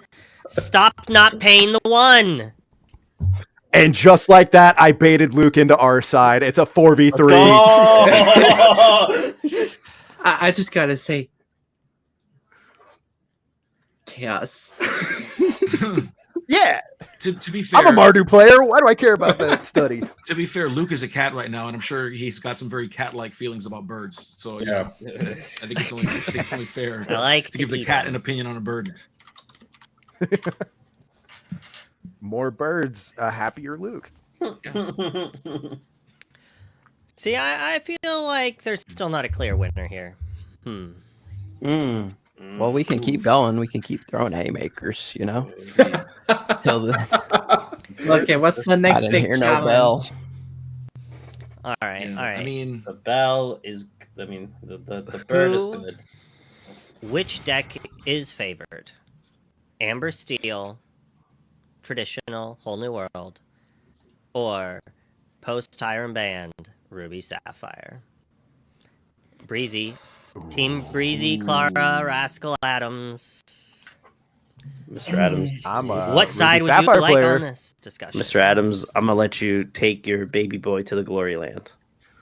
I, as a Ruby Sapphire player, will say that there's one and only one play line that has been able to stop my rampage lately when I am testing it against Amber Steel right now. And that is if you can chain Whole New World after Whole New World after Whole New World after Whole New World to just take the answers away from me. Otherwise, I'm going to have them. It's just a matter of time. Amber Steel does not stand a chance if I can establish things by turn 4. I've pretty regularly seen traditional Steel Song. I have Freddie, who's on my team. Freddie won an SSG event with Steel Song, so very strong Steel Song player. And you know, we've seen the corner turn on Steel Song, and I've seen that thing 2-0 Ruby Sapphire way more than I probably feel comfortable to admit. The problem with a deck like Steel Song is it can be the thing that rips things out of your hand, or it can just daisy chain you all the way into oblivion. And it has the ability to switch on those two pretty quickly. And I think that without Hiram, netting you 6 or 7 cards in hand, plus being the greatest top decker deck of all the entire meta, that like having lost that advantage of Hiram and only like having like 2 to 3 cards in hand on average, and like being forced into top deck puts you in a really, really bad spot. I legitimately believe, I don't even have to pretend, I legitimately believe that Steel Song is now favored into Ruby Sapphire post Hiram ban. Hiram was a crutch. We don't need him. I mean, I'm on Gabe's team, but I also agree that Daisy is just so powerful. You're just gonna flip non-characters all day, every day, and those are just gonna go to the bottom. Sure, you can get to the bottom eventually, but like we saw with Kurt Spice versus DKP, I'm just gonna mill you out with my Whole New Worlds. It doesn't matter at the end of the day. There are just so many options that you have, and every character in your deck gets taken out by a Zeus, gets taken out by like a okay strength of a Raging Fire. There are just so many options in the Steel Song deck, and if you're worried about locations, then sometimes you can just shift in a big Cinderella and take care of that with a Pete or something, right? There are just so many options in the deck now that are really tough for Ruby Sapphire to get ahead of and take advantage of in the way that it could previously when it was playing different sort of lists. I think that the pendulum has completely swung the other way. See now, Garrick, you have now brought up another point that I want to address as well. For Ruby Sapphire, are we talking like traditional Sisu on ice, or are we talking like the DKP Shark Solitaire? I mean, I guess that's for Luke to clarify. I thought we were talking about like sharks and stuff, but I mean, that's kind of what we're at now. yeah. Like, I guess I don't know what the viability of the other deck is. Honestly, you guys can bring that up if you think it is something that will be competing in that like top tier. I gotta say that the new Ruby Sapphire with the shark make that manner is quite strong. It is able to establish either a challenge action taking line or a be prepared onto double manner kind of threat, and it can be really hard to counter. And the way I've seen it played, and they will tend to just ramp really fast to get to Maui turn 4. And or Scar even is used in this deck. Scar turn 5 to just deal with the whole board almost. And then the following turn, if there's too much threat on the board, be prepared to make that manner pass. It's kind of hard to deal with this. Amber isn't really known for a lot of high strength characters. There's a dragon. Yeah, and there's a world's greatest criminal mind waiting just underneath the surface as well. Yeah, but what does that do to a 9 willpower mansion just sitting there gaining 2 lore?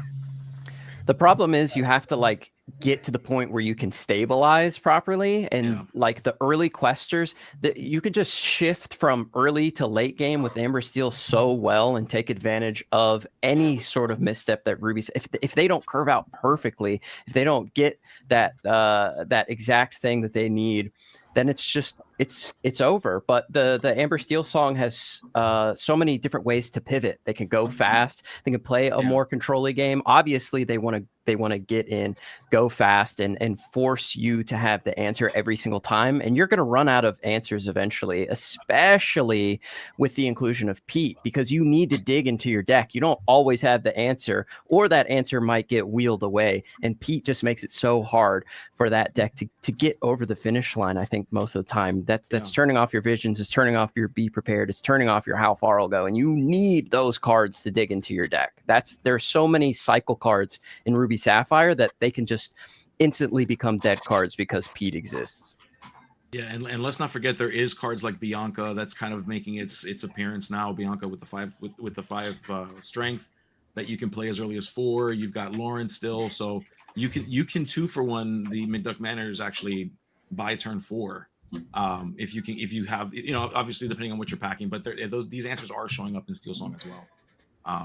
Because in effect Bianca is a singer. She can sing 5 and 6 cost cards on 1 turn earlier than she should be able to, assuming you've got an ally down. So Bianca is a undeclared singer too. Mm-hmm. She's got pipes. Yeah. Mouth pipes. Yeah, absolutely. Maybe I just have all of the confidence for not playing the this Shark Solitaire, because personally I find that one very boring. I am a little closer to what it was last set, where like it was the hybrid of the Shark and the Tamatoa, but I haven't had any issues with it whatsoever. Once I'm able to just deploy that Sisu, your singers don't mean anything. You're going to have to start paying for those songs now. And just going a little bit lighter on actions, like I still have them, obviously. I'm still running Shark, but like going lighter on it and just trying to circumvent, like finding ways to ink from places other than the hand, finding ways to manipulate your top decks, trying to find ways to like already do the digging before you have the chance to stop me is generally the way that I have like found to kind of get away from all that. So it is like you have to threaten the aggressive strategy by like turn 4, turn 5. And then at that point, like, yeah, there was nothing I could do. That's well before I could play Sisu most of the time. I have seen Out of curiosity, a lot of go ahead, people Luke. complain about, a lot of Amber Steel players complain about losing to Ruby Amethyst. And they're like, oh, I don't feel favored. And like, I can't win, even though like I only win if I chain Pete's or if I make them discard enough Be Prepareds off their whole new worlds. And it's like, well, yes, I mean, that's what you have to do. If they keep playing Be Prepareds, you're going to lose. Like that, like you win because you have Pete, because you can whole new world all other things away. Like if you get not unlucky, you have that. And I feel personally, I think the new versions of Ruby Sapphire are similar to a more set 1, set 2 style of Ruby Amethyst. It's a little bit weaker. It's not just like insane off of Flaversham. Like you can try to like trade resources if you get lucky. Yeah, I mean, speaking of Ruby Amethyst, I mean, you brought it up. I love the fact that I can just late game Peter Pan into Shark. That way I can get a Be Prepared back that was wheeled earlier and make use of that. Pretty fun stuff if I need it in a pinch. Well, Which is something that Ruby Sapphire really doesn't have available to them. I mean, they can put the Shark down and it's just going to sit there and be a lightning rod for Zeus. May I interest you in Vitalosphere?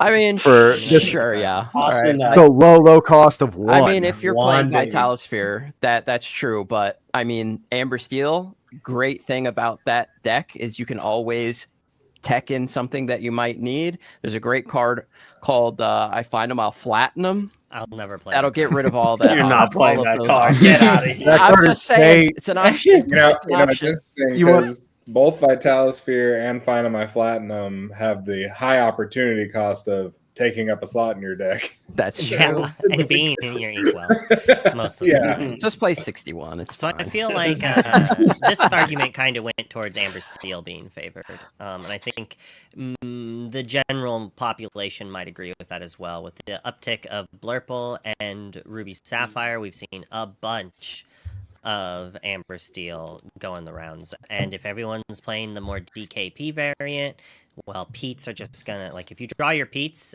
at the right times and you just beat down and you can Zeus away Sharks to prevent them from doing mean things, you're probably golden. But before we finish this show, we'll have one more, and this one won't be team. I'm just going to let each of you tell this what you think the best deck in the format is of the current meta that we are right now. If you had to play in an event tomorrow based on the meta you saw this last weekend and today, what would you like to play? And let's start with Clara. I would say Churn a Dog. The cat does not like dogs. You're freaking Luke out, dude. Luke's scared. Absolutely lost my mind. The correct answer. Seriously, there's a deck list I've been growing up, and I've been top 8ing 2 tournaments at the moment. It's going great, and you can pull off a Clarabelle turn 3. I'm talking about the shift one. Almost consistently, if not her, Stitch, Surfer, or a Tramp. So Zero to Hero? The Zero to Hero, yeah. Oh, yeah. It kind of goes under the Pete half of the time, and you kind of don't care if you got Pete one turn. You just do it the next turn. Oh, it's the 10 Pete's in a row that gets you, though. Yeah, if we're talking about repeat, you have turn 4 to pull it off, and they can't do anything about it most of the time. Yeah, so that's my take. It performs really well. It is consistent most of the time. Been happy. All right, Garrick, tell us about Ruby Amethyst. It is the best deck in the format, as it always is the best deck in the format. Because the great thing about Ruby Amethyst is we have everything available to us to completely counter the meta once it has been established. We just sit in the shadows, we wait to see what's going on, and we come back and we just rule set championship season. It's what we do. So once the meta settles a little bit, okay, we've got Blurple. Blurple is like Ruby Amethyst, but without the cards that wipe your entire board. Oh, Elsa. Oh, my stuff is exerted. Oh, let it go. You got rid of one thing. I have Be Prepared. You have no Pete. I'm sorry. I think I'm going to win that at the end of the day. And also, if I play Sisu, that gets rid of all your genies. It gets rid of all your Elsas. I'm not really worried about that. And of course, we beat Ruby Sapphire. Amber Steel's a little bit tough, but we have the Queen. There are just so many things that Ruby Amethyst can do to counter the meta. And that's why it's always been good. And that's why it will always be good as long as we keep getting some more support from Ravensburger. But that's why I love the deck. You just skill gap people. That's what you do. Eric, you keep talking about that. I'm gonna need you to shuffle up right now. I got it right here, I think. I got mine right behind me too. You guys can Feature match match after this. All right, Rascal, how about you tell us why Ruby Sapphire is still the best deck? Well, like I said multiple times throughout this already, Hiram was a crutch. Finding new and more creative ways to still be able to ramp, still keep up the card advantage. There are still so few decks that are going to be able to, like, as long as you don't just one drop spam me into oblivion, like, there's not a whole lot that I feel terribly scared about. Like, the deck is just good. Once you get through that, like, awkward little mid game phase, nobody's able to contest you. You'll still keep up like a whole bunch of cards. Now, it's not going to be like half of your deck in your hand like when Hiram was around, but it is still able to keep up that card advantage. That it's just not easy to take down all of these big threats like Tamatoa, Sisu, Shark. They're all still very viable options depending on how you want to build it. And you don't have to be insane like me and run all three. All right. Lofi, what do you got? I think if I had to sleeve up tomorrow, I'd probably go with Amethyst Steel, but nothing fast or fancy, just rabbits and Mims and Zeus's and, some Cobras to finish out the game. Just some good old-fashioned drawing cards and removing dudes. Just some more mid-range style. All right. Traditional. Breezy. What Breezy? I put all the cards in my head. All right, so you're on the doggos? Yeah, I mean if you've never played Churna Dogs, go do yourself a favor, just sleeve up whatever. If you want to play Ghosties list or play